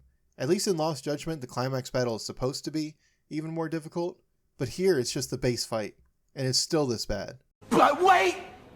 There's more! Noa Amon. I initially did this without recording, and so I was trying to do it again to get footage, and I could find almost no information on this whatsoever. Here's what I have figured out. If you want to fight Amon again, you can just go to Serena and talk to a guy in the corner and do that fight again. In order to fight Noa Amon again, There's this guy in Sotenbori, standing across from the crab restaurant. Talk to him and he lets you challenge anyone you want for 500 yen. I talked to him to challenge Noa, and you can either do a street battle or a concert battle. You have to do both when you first encounter her. The street battle seems to be what most people struggle with, and I hate to sound like a dick, but once I talk about pachinko, people will think so anyways. This was really easy for me. Don't worry, I struggled with plenty here.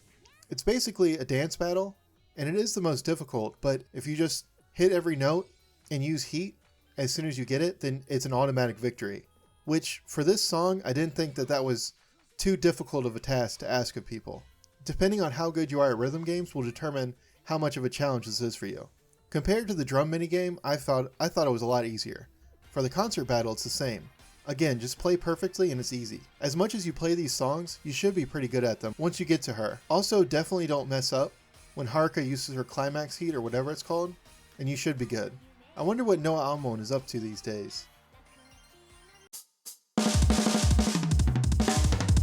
This game has something called Victory Road.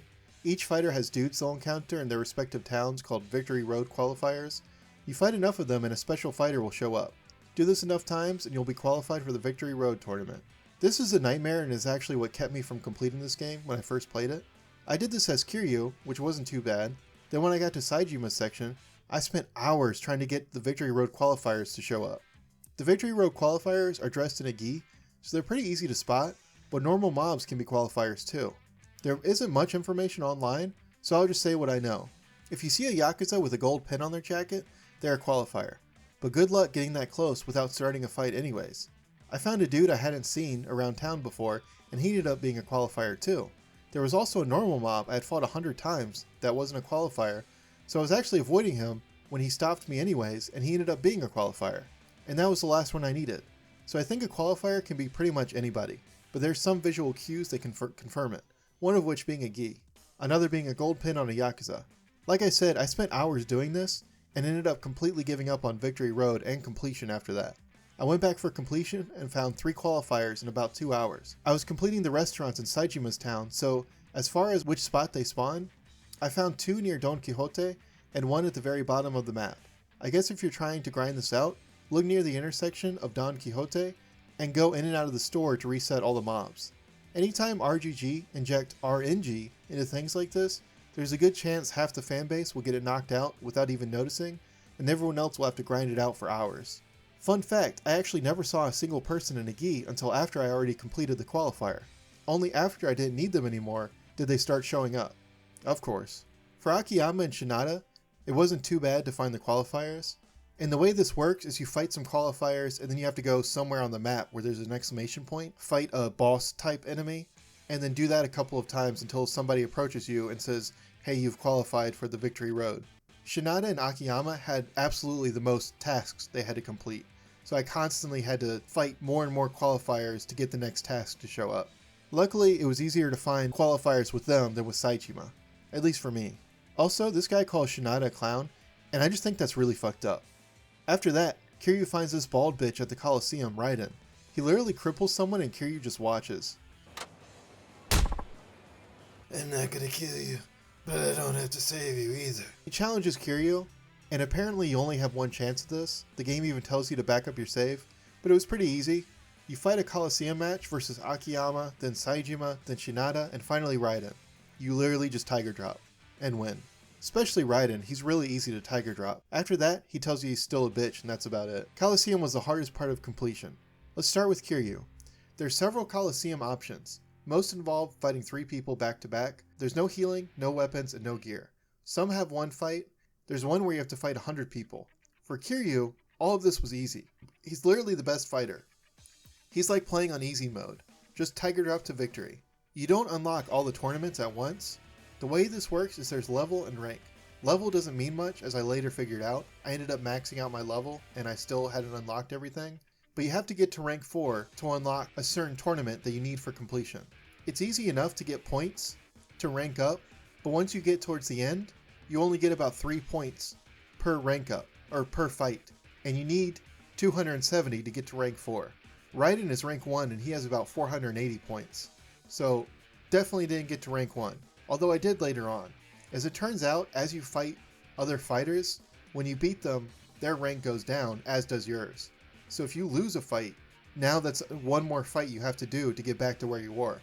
But by the time you beat Raiden 1,000 times with each fighter, he ends up going pretty down in the list. So it's a lot easier to get to rank 1 for the last person. There's one tournament that you unlock in Premium Adventure, and it's just a 3-fight tournament where you fight the top 3 fighters as far as their rank goes. Which is kind of cool, because if you have Saejima, Akiyama, and Shinada as the top 3, if you do that as Kiryu, you'll fight those 3 fighters, which is a pretty cool way of letting you fight the non-playable characters. Also, there's a poster on the side, and it actually shows you who the top 3 fighters are, and it changes as you rank up. I thought that was a nice little touch. So the fastest way to level up is Breakout Grand Prix. It's just one fight, and if you knock the fighter out, you win. You can do this with Kiryu by just walking him out.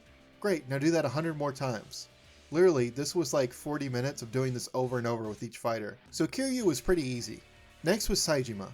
Again, he wasn't too bad. He's kind of like normal mode. Once he gets heat, you can just keep attacking. There's one where you use weapons, and I had Saejima use a hammer. I'm pretty sure this is just a snuff film.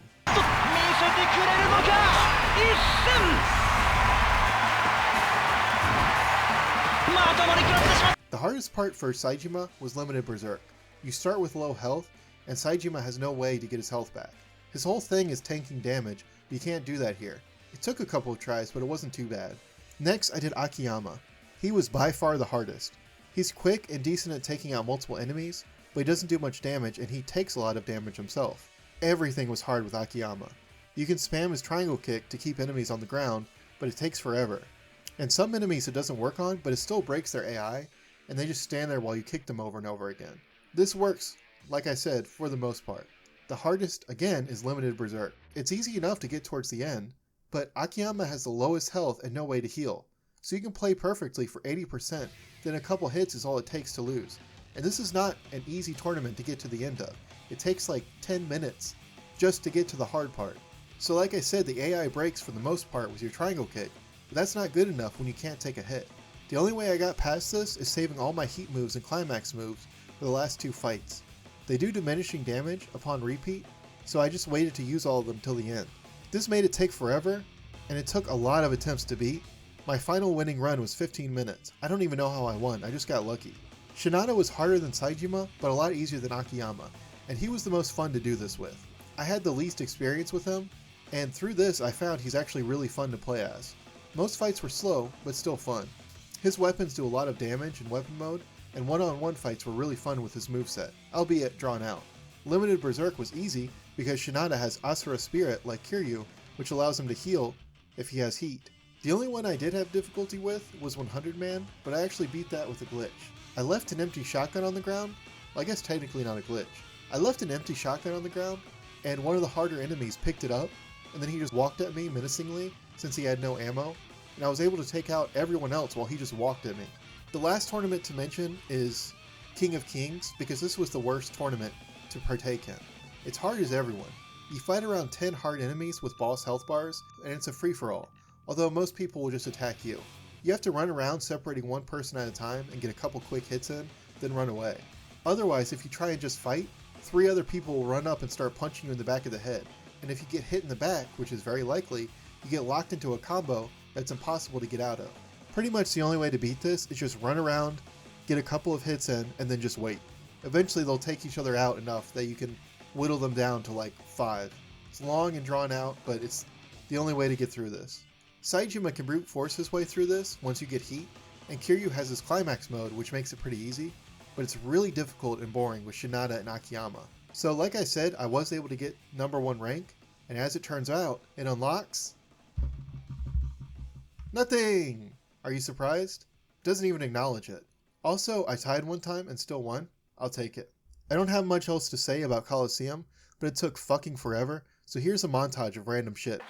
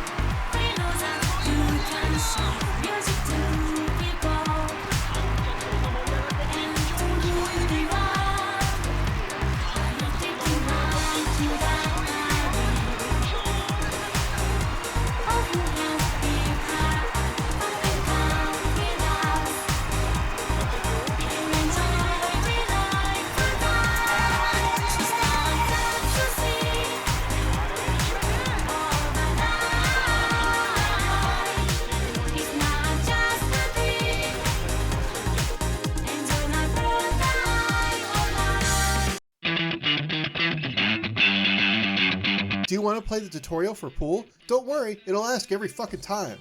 Advanced is required. Advanced might as well be expert. It feels impossible to aim. Controls are fucked up, joystick is fucked up, aiming is fucked up. I broke. And on the second turn, the computer hit every fucking ball in on 8 ball. So there's 4 modes, and you have to beat the computer on advance in each mode. In 9 ball, you have to hit the 9 ball in, and you can actually do this on this first turn. It's called Break Ace, and that's actually how I ended up beating this. With the power of Miku.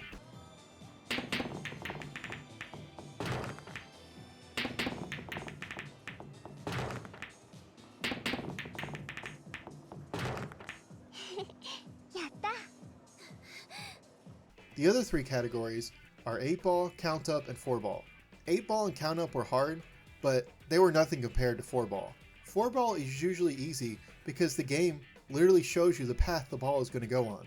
So the way 4 ball works is you have to hit one ball into another ball, and when you can see the exact path the ball is going to take, it should be easy, right? In the remaster, they completely fucked up the controls for pool and darts, but it's more noticeable in pool. They didn't account for frame rate changes and new controllers, so it just does not feel good playing this. The ball never goes where it's supposed to. The only way I saw people were able to get past this bullshit is by playing on PC and using a mouse, which I'm playing on PS4, so that wasn't really an option for me. In Yakuza 3, I did everything in pool. I beat every computer player on every mode, on every difficulty. And it sucked. It was really hard, but 4 ball was easy.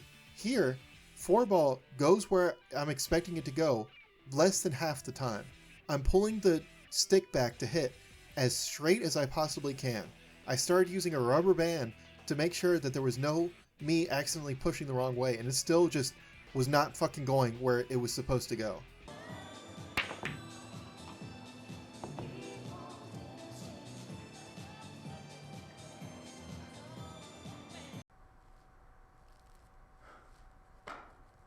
This is terrible. Absolutely terrible. Nothing about this is good. Not one thing. God, I hate this. I hate this. This is terrible. So this was the worst pull iteration in any Yakuza. It is absolutely the most fucked up. The only reason I beat this is because the opponent broke. I think there's, in addition to the difficulty, rubber banding, where if you suck, the computer goes a little bit easier on you. If you're good, it goes a little harder. I sucked so much, he felt sorry for me. I was at this for hours, and then finally, the computer just let me win. I think I had 8 turns. You have to score 15 points, and the opponent missed 8 times, and I somehow won. This had to be a fluke. Whatever, I'll take it. Also, there's puzzle pool. You have to sink the ball on certain courses. Who the fuck cares? It's incredibly easy after this bullshit. Darts is unbelievably, excessively boring and lame. Oh, you beat every mode and the hardest difficulty? Do it 2 more times! You have to win 15 rounds of darts. That's about 14 too many games of darts. You line up a shot and your hand moves up and down to make it hard, quote unquote. You pull back all the way and let go. It goes where you want most of the time. Even with the worst darts in the game, it's pretty easy. And the remaster comes with better dart parts. I used that and it went exactly where I wanted it to almost 100% of the time. There's better parts you can get by beating somebody in the bar B, and that's the best parts in the game, but I'm already having to do 15 games of this shit. I'm not about to do one more just to get some better parts. I actually saved this for last because it was so boring playing darts over and over again. If I can beat every game mode on the hardest difficulty, why do I have to go back and beat it on easy? That's fucking stupid. Bowling wasn't too bad. I don't even remember doing this. There's a pretty tried and true method of picking the heaviest ball, go 2 right or left, and then aim for the center. Curve it slightly and you'll strike most of the time. But bowling was kind of fun. It was never too bad. There's 2 types of batting, regular style and Shinada style. I like Shinada style, it's kind of fun. It gets really easy as you get upgrades. You can use Hidai to do slow motion, which makes it really easy. The only interesting thing to mention is challenge mode. For one of the challenges you have to hit a foul, and I had to learn how to hit a foul on purpose.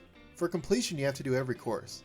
The last course is Sawada, and literally there's no information about this whatsoever. It doesn't unlock until the very end of the game, and each course is on a different stall.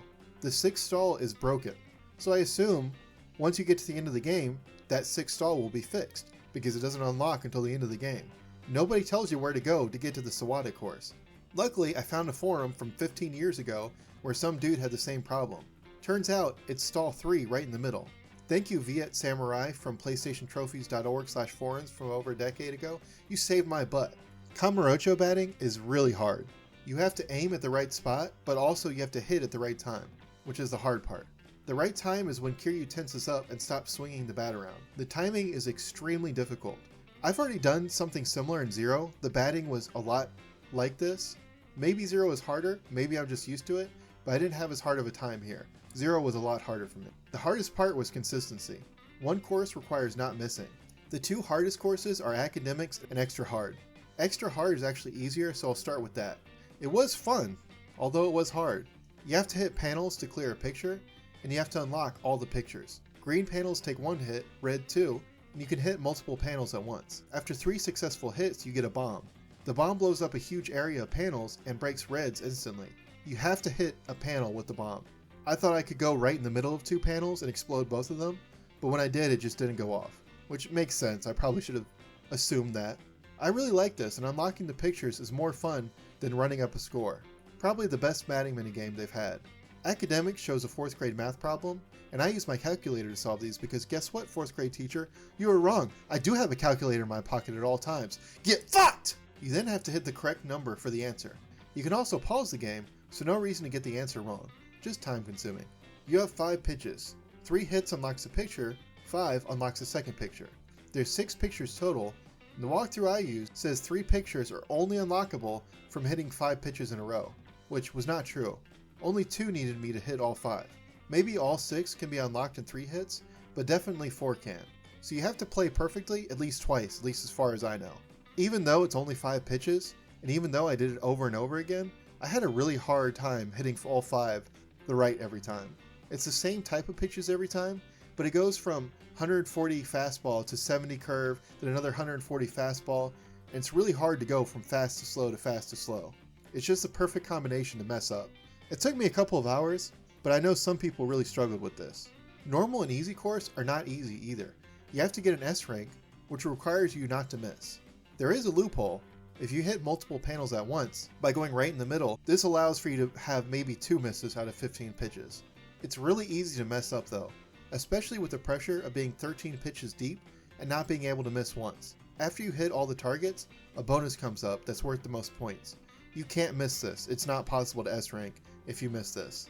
Because of this pressure, it was really easy to miss. If you're struggling with this, my best advice would be to take a break. Seriously. When I played Zero's batting minigame, from staring at Kiryu's bat and being hyper focused on it for so long, I almost would get dizzy. Start this early when you're trying to complete this, and after 30 minutes, if you don't get it, go do some bowling or Coliseum or something else and come back. You can do it, it just takes time. Kamurocho does have one course only Shinada can play, Professional course. In this, you just have to hit the screen. Hit the screen to break it more and more. Once fully broken, it reveals a lady picture. You don't actually unlock these pictures, and they're different from the other course pictures. I'm not sure how many there are, I don't even think I've seen all of them. But it's kind of cool that they added this, to make it a little more interesting than just breaking the screen. Golf is fun and really easy if you go for a hole-in-one. I actually don't know how to play this correctly. There's targets on the back wall. I literally didn't notice them until the last course. There's 2 holes on the right and left. You can get a hole-in-one for massive points. Usually one of these holes is impossible to hit. If you hit with 10% power, it'll still sail past it. So you just target one, use a couple of hits to dial it in, and then get a hole-in-one over and over again. Easy peasy. I still don't know how to play shogi. I just did challenge match 5 times with the solution right in front of me, and I still managed to lose once. I've done mahjong so many times I don't even remember doing this. I don't even have footage of it. You only have to score 50,000 points. And you get 3 cheat items that give you way more than 50,000 points. The Peerless Tile. This is probably the easiest mahjong challenge in any Yakuza game. The arcade has some cool games. It has this drum game, which is a real game. You use right and left face buttons for the inside beats, and the right and left shoulder buttons for outside beats. You use actual drumsticks on the real arcade, so using the controller is kinda janky, but you can fuck up pretty bad and still win, so fair enough. Again, you have to beat easy mode for each song. Why? If I beat all songs on hard, why do I have to beat easy? Whatever, pretty good minigame that doesn't require perfection to win. For Crane Game, they added a new type, Rod, which is fucking impossible. Luckily, For completion, you only need 2 rod wins, and if you use a ruler, it's not too bad. Technically, 1 isn't required. You have to do it for Haruka's request, so you can skip it if you want.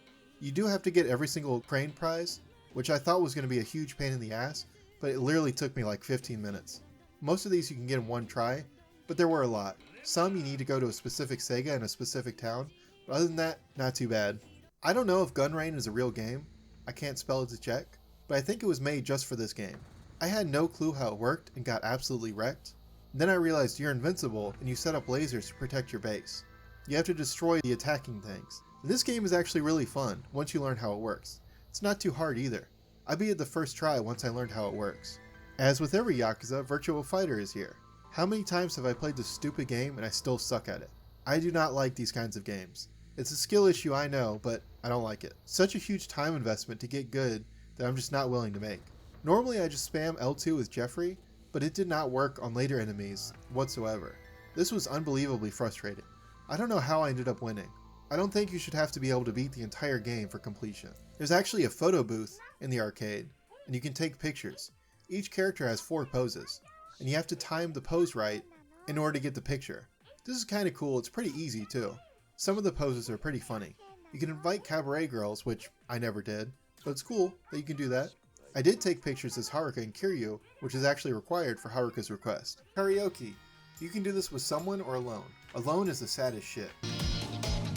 Ooh, illusion of love! Everybody say illusion of love! With someone is fucking hilarious.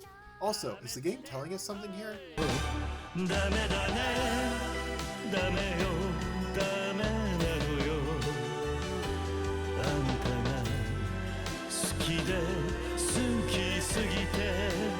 The dog is dead! Oh no, the dog is dead! I really like the songs here. It's cool how much depth that every cabaret girl has to have their own song and video.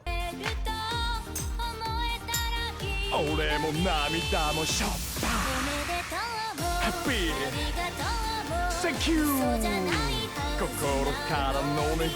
There's 2 types of fishing, river and sea. I'll start with sea because it's fucking terrible. It's so lame. I don't even want to talk about this shit. You have to catch a lot of fish and you have to use bait to catch the fish. The bar shows a generic fish icon. You don't know what you're reeling in until you catch it.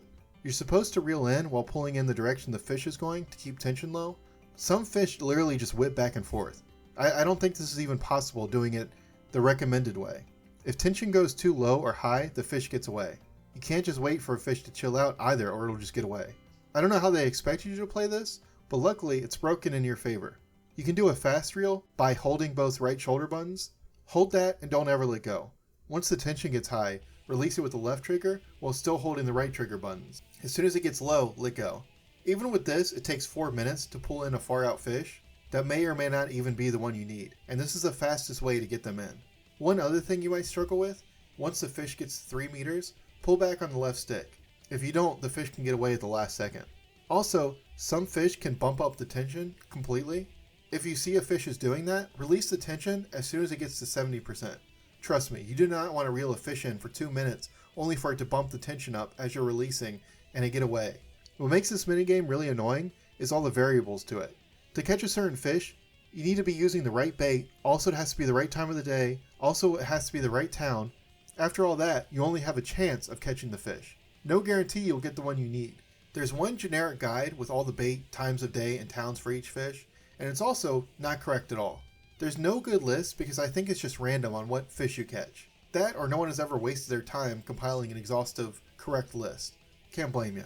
One fish I was struggling on, I found a forum where they mentioned using takoyaki as bait, and I caught it pretty quickly after that, which wasn't anywhere on the walkthrough. It was just trial and error. There is a way to have an idea of which fish is on your line. Someone made a list of how some of the harder fish behave when caught, what patterns they take, and also the music changes. There's 2 songs. One is like boss music, and only certain fish can be caught when that music plays. At least you can tell if you have the right fish on the line. Still, it's a waste of time, but not as much time wasted. Next is river fishing. This is so relaxing. Again, the walkthrough is wrong, but it doesn't really matter. This minigame is so easy. Cast your line, pull it in as soon as the bobber goes down. Sometimes you have to do a button mash, and that's it. It takes 5 seconds to catch a fish. Bait, you can literally use whatever you want. The walkthrough lists what bait to use for each fish, but I just use random shit and I caught every single fish. I was done in no time. Actually enjoyable sitting and fishing, not whatever the fuck this is. Now we move on to each character's specific minigame. Every character gets their own specific minigame to their town, except Akiyama. Kiryu's is working at a noodle shop. You have 4 meters, people order noodles at different doneness, and you have to pull their noodles with the right button at the right doneness. It doesn't get difficult until the final round. You have 4 orders at a time, and you have to watch them all at the same time. I messed up a few times pressing the wrong button. It's really hard to focus on all 4. Still, this was pretty fun. I beat the final round on my second try, so it was definitely not too hard. That's all that's needed for the completion list, but I actually had to come back because there's a trophy for playing this game 3 times. Not a bad minigame overall. Saejima gets doomed with snowballs. You have a snowball fight where you can only move the camera right and left and not up and down, which makes the controls feel really janky. You play against 3 other players. Hitting them with a snowball gives you a point and takes a point away from them, but you also lose points as you get hit. Each corner has a pile of snow if you run out of snowballs, and you can just wait for other players to run out and then restock, and then just spam them with snowballs as they restock. You also have a dodge roll, but I found it was easiest to dodge by just strafing right and left. The easiest way to win was wait for a person to throw, and as soon as you strafe out of the way, throw a snowball right back at them, and it usually hits. You do have to watch out for other players. You really need to know where everyone is at all times, especially in the last round, which I felt was overly difficult. There's not really cover, but you can get an angle where you can hit the other players, but they can't hit you. But in the last round, everyone pretty much teams up on you. You just have to keep moving. As time runs out, the points are worth more by hitting people with snowballs. So this is what decides the winner. This was really hard, but it was still kind of fun. I think this would be better with standard FPS controls, but that's a lot to ask for a snowball fight minigame. Haruka performs a comedy routine with the guy. After everything he says, you have to press the right response at the right time. The timing is easy, what's hard is picking the right response. Luckily, all the responses are on a walkthrough. There's only 3 rounds, and I don't really get the comedy here. She just hits him and calls him stupid. Is this a comedy routine or just my life? Lastly, Shinada gets to whip his cock out with the boys. I'm referring to cock racing, of course. You get a chicken and you race it. You can cheer it on, which gives it a little boost, but mainly you just have to have a good chicken. You can train the chicken with 5 different trainers, and I don't know how you're supposed to do this if you're broke.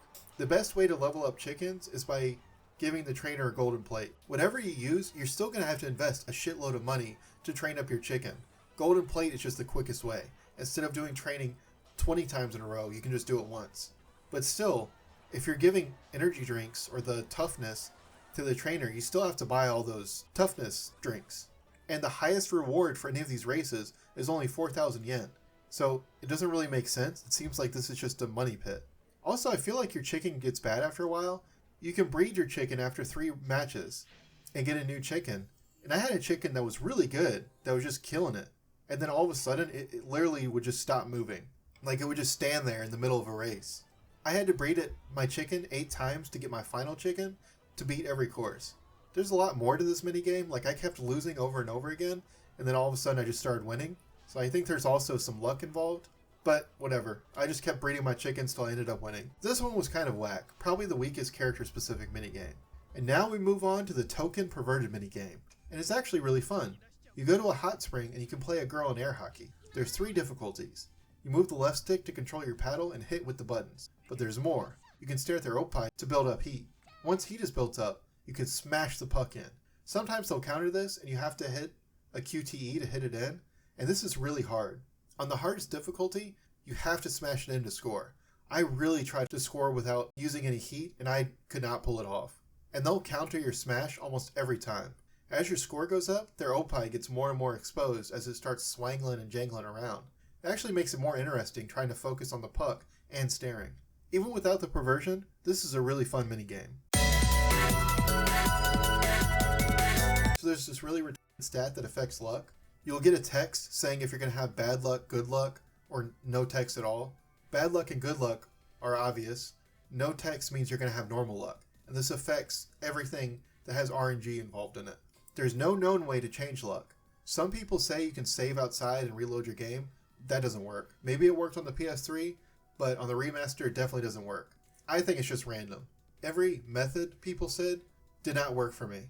Also, I saw people say that when you get that message, it's pretty negligible how much it affects your luck. Bullshit. I think it's impossible to play gambling while you have bad luck. I played Oicho Kabu for an hour on a bad luck day, and I literally could not win whatsoever. I was just blatantly getting fucked over. I could not win to save my life. If I had 8 as a banker, everyone else had 9. If you have bad luck, you just can't play gambling that day. The game literally says not to touch anything regarding luck. I found it completely unplayable on bad luck days. Also, pachinko was really easy for me, and it was on a good luck day, so you tell me how much that text really matters. I think it matters a lot.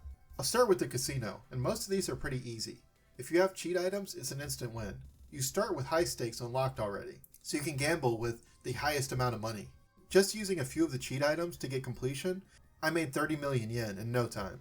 For roulette, you just use the cheat items, and you get 3 0 jewels, maybe more, which makes the ball automatically land on 0 or 00. So save before you do this, bet everything on 0, and if you win, you get 36 times your bet. If you lose, reload and try it again. You unlock survival mode and dealer mode. This is completely unrequired, and I didn't touch these until later on, which I'll get to, but I didn't really want to mess with these too much, because roulette's kind of boring. With blackjack, subsequent wins increase your max bet. The cheat item you get for this is completely busted. It lets you get like 5 blackjacks in a row, which is more than enough to complete this. I think there's special modes. Again, I didn't mess with this too much, because at this point I'm pretty sick of these gambling games. The bust amulet is supposed to make the dealer bust once, and the one time that I did use it, he got a blackjack and won anyways, so it just straight up didn't work, so that's pretty cool. I don't know why you would ever use the bust amulet over the one that gives you 5 blackjacks in a row. Baccarat is here. Joy. This is probably the easiest. You just choose banker or player to bet on and max your bet. Continue until complete. Should only take 3 wins, and you get at least 2 cheat items. I played 3 rounds of this and used both cheat items and had it complete. I do not like Baccarat. I do like poker. Usually poker takes at least an hour to finish. This one did not take long. The cheat item isn't that great. It just lets you get a good hand, but you can still use. And if you get a good hand, the computers just know and they fold right away, so you're not going to win much money anyways. So you just have to play this normally, which like I said, it's not too bad. I like poker. This took the longest to complete of the casino games, but it still wasn't that long. The gambling hall, on the other hand, is way more annoying. The way this stupid shit works is you start at low stakes. I'm not sure how you unlock the higher stakes. I think it's just by playing. They say, oh, you play 5 matches and you unlock the next rank, but that never happened for me. It was just completely random. You have to pay for a while earning pennies just to unlock the mode where you can earn money to win. To start with Koi Koi, I really like Koi Koi. It's really fun and it's fine here. No issues really. It takes a while to get completion, but it was fun. Again, when I tried playing on this on a bad luck day, it was miserable and I couldn't win whatsoever. But when I came back on a normal luck day, it was fine. The only problem I have with this is the computer is way too predictable. If the computer is ahead, they'll never call Koi. If they're not ahead, then they will always call Koi, which makes the game very boring. I wish if they had like a small junk pile or something, they would call Koi and try and get a better hand, which is how the game is supposed to be played. So it made most games very boring, but it is what it is. The most annoying game is Oicho Kabu, or Press X Simulator. Literally, the only thing you can do is press X. There's no skill involved with this, you just throw dice. If your luck is bad, it's just impossible. Luckily, the cheat item for this gives you 20k on medium, which is all you need. Chohan is actually really interesting here. A lady will throw dice, and you have to call if it's even or odd. And if you play with Haruka, and you do her requests, she'll tell you if it's even or odd, which is kind of a cool hidden thing. As you play and start to win big, the Chohan lady will start to make little comments. Eventually, she'll ask you on a date. Fun fact, she'll ask you to come back if you're with Haruka.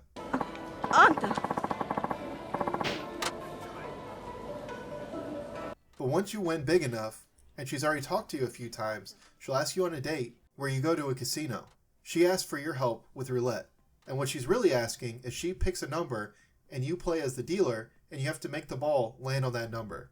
Normally when you play as the dealer, you have to avoid landing on the number that the bettor chose, but here you have to land specifically on the correct number that she chose. And it should go without saying, this is hard as shit. And you only get one chance at this. If you save before her date, you have to win big in Chohan before she'll ask you out. So every time you attempt this, you have to win big at Chohan. She bets 3 times, and if you allow her to win once, she says thank you. If you get 2, she gives you a kiss. I was only able to get 1, and if you get 3, who knows what happens? No video of 3 exists. I also checked a bunch of forums and found nothing on what happens if you get 3. The most anyone has gotten is 2. Has anyone done this? What happens? Maybe I'll do this for a video if nobody knows, but if you know, let me know. There's tons of content like this in this game. Most people probably don't even know you can date the Chohan lady. And there's multiple outcomes. Even though I completed this game, there's so much more. Now time to piss off everybody. Pachinko was easy and I don't understand how you can even lose. I would even go as far as to say, fun. Move this man! Okay, I know it's not easy and it's a nightmare for most people. I think I just got really lucky. So to quickly explain how this works, you pick a pachinko machine. I chose Virtua Fighter because I heard that was the easiest. And you have to end with 77 balls, more than what you started. I think you can end on 77, but I went above that just to be safe. You start by buying 250 balls. In my last video I mentioned not knowing how this works, but I actually understand now. The biggest thing that threw me off is the 2 controls on both sides. The one on the left seemed to do nothing. Well, it turns out it does do nothing, most of the time. You have a button and a left and right arrow. At random points while playing, you have the option to interact with something on the screen. That's what the button is for. Any other time it does nothing. The arrows are the same deal. In Virtua Fighter, the arrows were only used to select between 3 fighters, but it doesn't really matter what fighter you pick. It took me 2 hours total to get the completion for this, and for the first hour I kept calling this girl Chun-Li before I realized it's not Chun-Li. This isn't even the game Chun-Li is from. That shows how much I appreciate fighting games. The only other thing you use the button for is to fight people when getting a jackpot. The game will prompt you with how you're supposed to press the button. Like sometimes you're supposed to mash it, others you just press it once. Other than that, the buttons on the left don't do anything. The only other control is the ball control on the right. The way this works is you can stop and start the flow of balls and adjust the speed of balls coming out. And if you don't value your health, take a drink every time I say the word balls. You start with 250 and you shoot the balls into the machine. Every time you shoot a ball, the ball is gone, so you're constantly losing balls as you play. You want to use your balls to get an opportunity to earn a spin, but you can also hit certain spots to gain balls as you play. Once you get a spin with 3 in a row, you fight a random fighter. Here's where you use the button on the left to win the fight. Ultimately though, it's mostly luck that decides if you win or lose. If you win, the machine will start playing an anime intro. A spot opens up towards the bottom of the machine, and your goal is to shoot your balls into that opening. I think you get 20 balls for every ball you get in. At least that's what it seemed like. But this game is pretty chaotic. If you lose the fight, you don't get a payout. Although, sometimes you still do. I still don't fully understand this game. The good thing though is that as long as you keep playing, the game will never kick you out, even if you lose your fights. You just start over from the beginning, but you keep your balls. When I was shooting balls, hoping for a jackpot, I kept the speed really low, which kept me from losing all my balls quickly, and had a pretty good rate of getting me spins and balls back. At this rate, I would lose maybe 10 balls every couple minutes, which is really good after winning 1,000 balls. It would take me about 10 minutes to get a jackpot. I think one thing that trips people up, and it definitely tripped me up in 4, is when you're supposed to stop your balls. As soon as you see a fighter approach, stop flowing balls. There's an auto zoom you can activate with R2, and as soon as the screen gets bigger, that's a pretty good cue to stop flowing balls. At that point, you're just wasting them. You might also want to start flowing your balls as soon as you win the fight, but that also wastes them. Wait until the anime intro starts and then flow. If you're getting the ball in the middle and you're not winning balls as you go, stop your balls. You can also keep track of how many spins you have left by the blue and red marks at the bottom of the screen. Sometimes I'll stop flowing if that's full and wait for all my spins to get used before continuing. Before I started 5, all I heard about was the pachinko is a nightmare.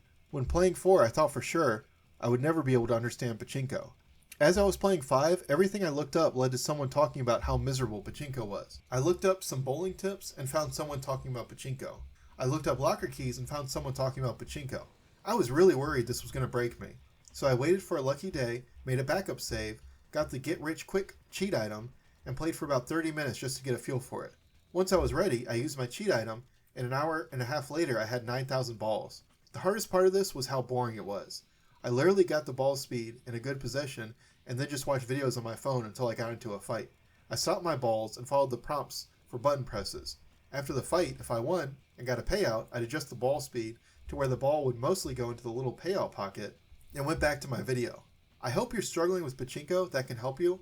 I really don't have many other tips because I got it so easily. I also don't want to trivialize the challenge. Catfight in Yakuza 0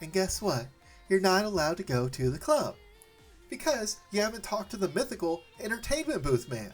So Kiryu goes to this club, he brings a girl to help this club out, and the owner of the club says, hey, do you think you could help me out by going to my club? And you're still not allowed to go to that club. You still have to go to the entertainment booth to get permission to go to the stupid fucking club.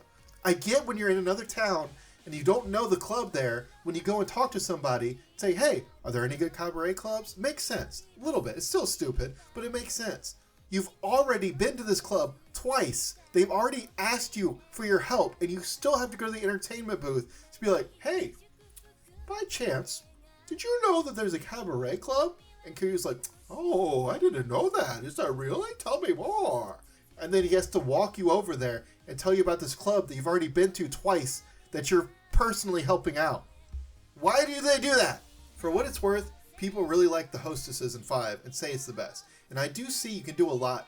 You can date the girls and pretty much take them anywhere, which is really cool. If you like this, I'm happy for y'all. But for me, this was boring and lame. I fucking can't stand the cabaret shit. So I guess now I'll mention some of the trophies that I had to go back for or look at a walkthrough for. There's one for the photo booth, for doing that with everyone, which somehow I didn't have. There's one for getting the otaku decal for Kiryu's car, which is pretty hilarious. There's also a trophy for giving 5 million yen to Kiryu's orphanage. You can give money at the ATM to the orphanage, which, aside from a couple sub-stories in the beginning, there's not really a reason to do this. So I just gave all my money to them and then immediately reloaded once I got the trophy. The hardest trophy for me to get was the completion list trophy, which will be the hardest for everybody. You have to do 100% of the completion list, which is fucking ridiculous. I don't know many Yakuza games where they require you to do all of the completion list. Most of the newer games, you do it and they just don't even acknowledge it. The devs probably make fun of you for wasting your time. But here it's actually required, which is cool, because I have a reason to waste my time. But one thing it doesn't tell you is the trophy doesn't unlock for doing all of the completion list. And I looked at a walkthrough that said you have to look at your completion list while in the hideout. So I went to Serena, looked at my completion list, and it didn't work. So I started freaking out thinking I wasn't going to be able to complete the game. And what it means by look at your completion list, it means go to your item box in the hideout and you can find a little thing that shows your completion and your stats. This is the only way to pop the trophy. There's also completion for doing all the heat actions. I love that there's a list of all the heat actions, and I kind of wish they still did that, because there's some really funny ones. The heat actions felt kind of excessive in 3, but here it's way more manageable, and I got most of these on my own. Once you beat the game, you get Premium Adventure, which is where I normally do all my completion. Do not do like I did. Premium Adventure here, you can't make a save to go into New Game Plus. In all the other games, from Premium Adventure, you can make a clear save game data, and you could use that to start a new game. So you could complete everything, and then, let's say you're missing something. You can just make a clear save, go into New Game, and then get whatever you needed. But here, anything you do can't be taken into New Game Plus. And it's actually very possible to get 99% complete and have something missing that you need for completion, and you're completely screwed. You literally have to start the game over from scratch, or go back to your last save before you beat the game. So you better hope everything works how it's supposed to in Premium Adventure, otherwise you're fucked. But as far as some unlockables in Premium Adventure, Shinada gets a tempura bat. In the walkthrough says Haruka gets sunglasses, and I put them on in the locker room, but I could never get them to show up anywhere in Premium Adventure. But I actually started a new game, not using my clear save, and somehow I still had the sunglasses unlocked, and I was able to see them. And yeah, they're pretty cool. So it doesn't have to be Premium Adventure. Actually, I don't know how the fuck you unlock the sunglasses, but I unlocked the sunglasses. You also unlocked a special Coliseum I mentioned earlier, where you fight the top 3 fighters. And there's some special items that are only available in Premium Adventure. You have costumes, which are fucking cool. Some are a little sus. Feel slightly uncomfortable with Haruka's costumes, especially her Miku costume. Shinada is a tempura man, and that made me laugh. These are not required whatsoever, but I've done them in every other game, so you bet your bippy I'm doing it, mother. It starts at F and it goes to X as you rank up. And you basically walk around with Haruka and do stuff around town. This is pretty cool too, because with Haruka, you can go to any town you want.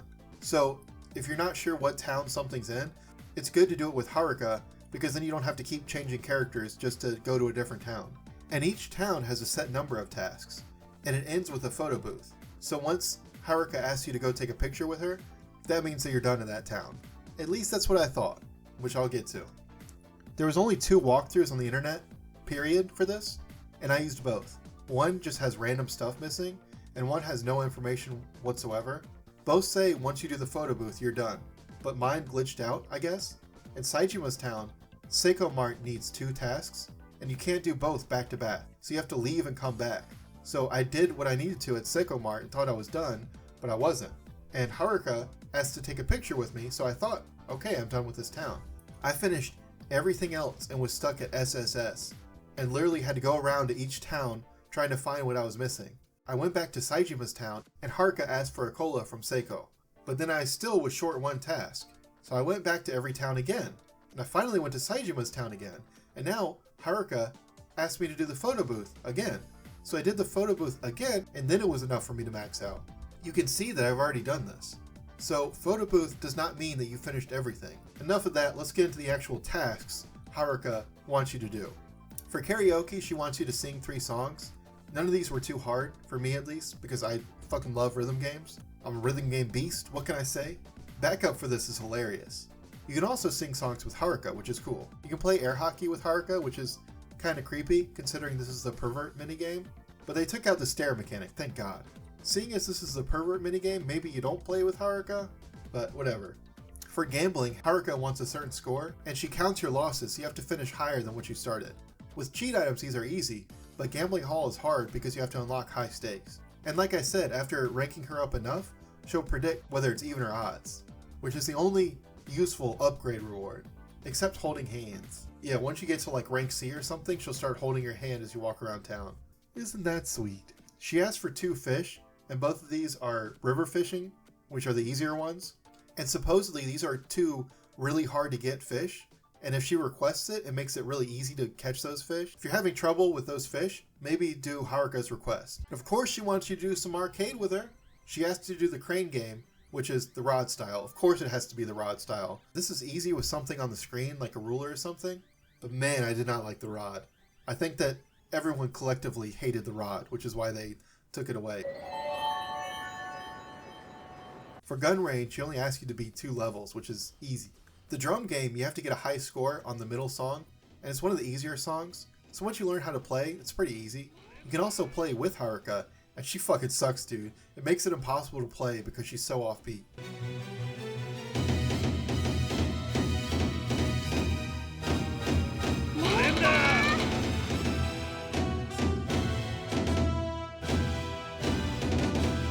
Virtua Fighter 2, she wants you to beat the entire game, which is required for completion. So if you want to do Haruka's request, save this for her request, you don't have to do it twice. Unless you're a beast at Virtua Fighter, which I am definitely not. You can bowl with Haruka, and she's actually really good, and kind of hard to beat. For pool, she wants you to beat her at 8-ball, and luckily she fucking sucks. She also wants me to beat 9-ball with no foul. I lost the first time, but the second time I made this sick-ass shot. Most towns have spots Haruka just wants to look at. She wants to look at the Ferris wheel. These are funny little moments. Haruka thinks she has jokes.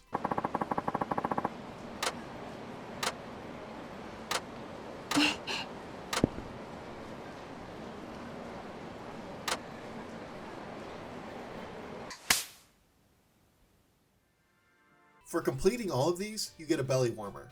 No special dialogue, and it's completely unrequired. I wish there was a better reward. The belly warmer says it has a special effect when you equip it with the Guillaume bell, but no one knows what the effect is. Does anybody fucking know? I kept this on for most of the game, and I did not notice any difference. So, was it worth it? Kind of. I like doing stuff not many people have done, and I think most people have skipped over Haruka's requests. And Haruka's requests are always my favorite part of the game, especially when she gives you some super hard task that everybody complains about how difficult it is. I don't know, to me that's kind of fun. And this one is much more accessible. Most of what she asks is pretty easy to do. Now for the really mostly fun part, Ultimate Match and Legend difficulty. After you beat the game, from the main menu, you can pick Ultimate Match. There's 4 categories of challenges you can pick from: Melee, Challenge, Chase, and Ultimate. Melee match is 10 levels where you have to fight a group of enemies in the time limit. The first few matches, you're max level and it's pretty simple challenges. Just beat the enemies in time. But whoever made these Ultimate matches did not fucking like Shinada, because I immediately hit a roadblock with Melee Match 3. You have to take out all enemies in time, only using weapons. There is not enough time for this shit. Shinada is a slow fighter and they give him the strictest time. Every other fighter I had plenty of time to spare once I was done. With him I had to like min-max how I did this stupid shit. The only way I was able to do this is by grabbing a barrel at the left at the beginning. This does the most damage to the most people the quickest, so you have to start with that. But the hard part is, it's surrounded by cones that make it a huge pain in the ass to pick it up. If you pick up a cone by mistake, congratulations, you now don't have enough time to start over. And you can't hit restart or anything, you just have to wait for it to finish so that you can start over. But even then, when I got the barrel, I barely had enough time to do this. Feels like they didn't really think this one through, or they just don't like Shinada. Like this one, you literally have to make every second count. And after the 4th match, they start adding stricter challenges. Melee 5, you have to beat the enemies as level 1 Saejima with 1 health. This wasn't too bad. Then we get to Shinada's challenge. Melee Match 6. You're level 1 Shinada and can only deal damage using weapon switching strikes. Okay, they definitely hate Shinada. A weapon switching strike is the 1 damage attack that happens when you switch to a different weapon or take a weapon out. Shinada fights a bunch of dudes doing barely any damage using the lamest move in any Yakuza game.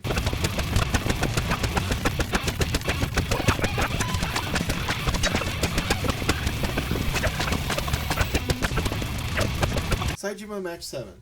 You get to fight a fucking bear. It's really fun and almost impossible to lose. Great. Shinada used the worst move in the game to beat a bunch of enemies. Great. The rest were pretty simple other than the last. You have to beat several enemies as Kiryu with 1 health. But again, this was a cakewalk compared to Shinada's challenges. I'm pretty sure this is just another challenge from a previous game. Next is Challenge Mode or Proving Grounds. It's really easy and fun. The first one, you have to use different heat moves for each enemy, which is a really cool way of beating all the enemies. Third, you have 1 health and just have to survive for a minute. So you just run around like the chase mission from the story, only harder, which is exactly what these missions should be. Mission 4 was kind of hard. You can only defeat an enemy with the finishing strike, so it has to be at the end of any combo. It can just be a single light hit and a heavy. This was a little difficult, but if an enemy has too low of health, you can exploit it by starting a combo facing away from him and then turning to end on a finishing strike. Shinada has his first fun mission where you fight these fucking freaks. Saejima turns everyone into a snowman, which is probably the best one. Kiryu protects Haruka. She's on stage and creepy otaku bros slowly come at her. Kiryu ain't having any of that shit. Wow, I guess we're really gonna get through this without any terrible missions for Shinada.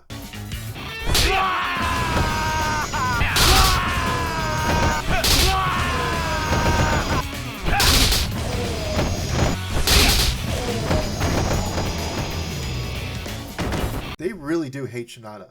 I don't even know how I did this. It took almost an hour. I watched literally every video of someone doing it successfully on YouTube and looked up every walkthrough. I tried to do it as close to what they were doing as possible, and still I would miss 1 or 2 or whatever. The walkthrough says just stand on the pitcher's mound, watch as they line up, and throw. Yeah, that didn't work. Well, it did, but only after like 40 tries. I hated this one. This was probably the worst one in the game. Definitely took me the longest. Next is the chase missions. These are really simple. Except for, guess who? Fucking Shinada's! Sprint Match 3 is literally broken and almost impossible. And again, it's a Shinada mission, they really hate him. Although this one is only broken because of the remaster. You're being chased by a forklift, and the forklift is tied to the player's FPS. So in the remaster, it's too fast. The only way to beat this is to jump at the start, and there's a health pickup you have to get. And you can run on the far left side of the screen to force the forklift into a block they'll have to back up to get around. Even then, you'll be lucky to just barely finish this. Fuck you, RGG, you didn't playtest this whatsoever.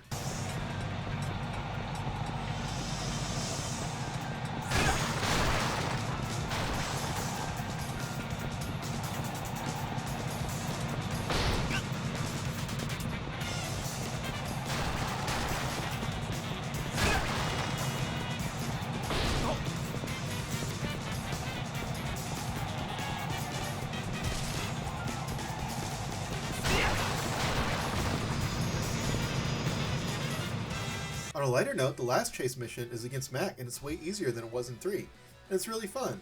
Lastly, the 5 ultimate matches. The first 4 rotate between the 4 fighters in a boss rush, where you have 3 or 4 encounters.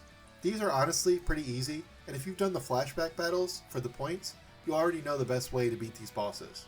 Again, after Coliseum, you should know how to be a master at every fighter. You also get a little health back after each match. The final is the ultimate match in Ultimate Match. You play as Kiryu and have to beat Kugihara, Ogita, Daigo, Katsuya, Kansai, Majima, Shinada, Akiyama, Saejima, and Aizawa.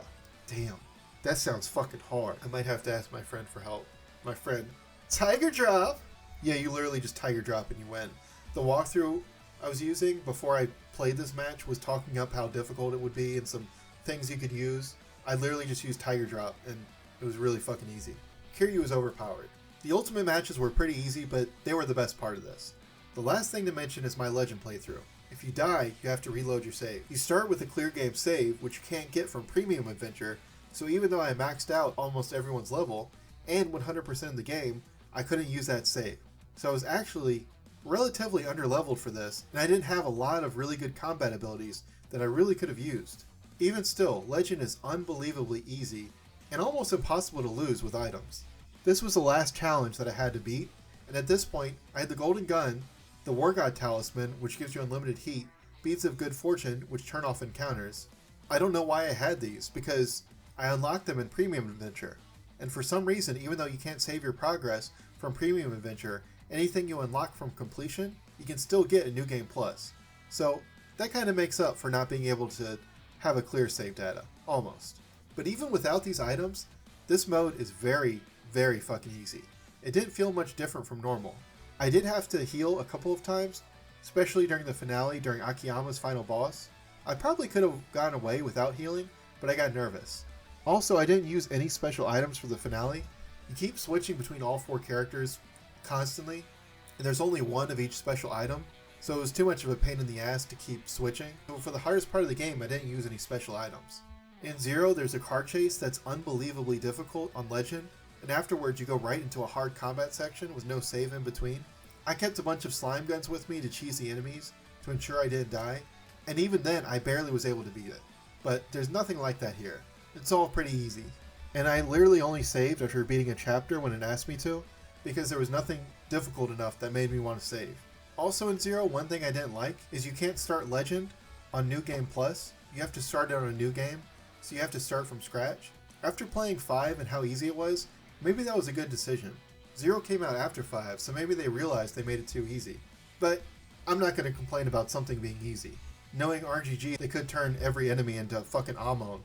So, you know what? I've seen how you guys make the game difficult, so I'm good with something not being that hard. I am so happy to be done with this video in this game. Fun fact, the hardest part about this was recording the script. If the audio sounds fucked up, I'm sorry, I did the best I can. Audacity crashed, and I lost 2 hours of my recording, so there was some good stuff in there that was lost to time. But yeah, I had a really good time playing this game and making this video. I still love this game. It's probably my second favorite Yakuza game, and that's not going to change. I have such good memories of playing this game every night. It's definitely one of the best games they've made. I don't know if we'll ever get a Yakuza game this big with this much wacky stuff in it. The story can be convoluted, but it's still a great game. I know the Haruka stuff was hit or miss, but I loved it. I would play a whole game like this. Like a dragon idol Yakuza and Sotenbori. Come on, I need that shit. I know this video took forever to come out, but like I said, I had some roadblocks along the way. It's such a big game, I kept putting completion off, and before I knew it, a year had passed and I hadn't made any progress on completing it. So I ended up telling myself, no Pirate Yakuza till I finish 5. But seriously, thank you guys for waiting, and I hope it was worth the wait.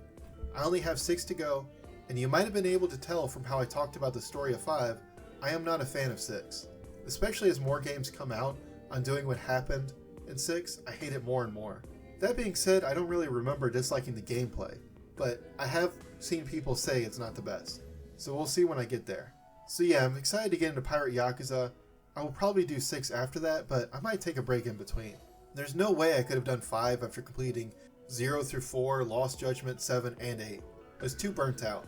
I want to give 6 a fair chance, so I'll probably take a break. There's some other games that are on my radar, Yakuza games included, that I might touch before 6. So, if you made it this far, I really appreciate you for watching. Thanks to everybody that still left comments asking when 5 is coming. That honestly was a big push for me to keep working on. Hope the wait was worth it. See you guys in the next video, and hopefully it won't be as long this time. See you guys on the next one.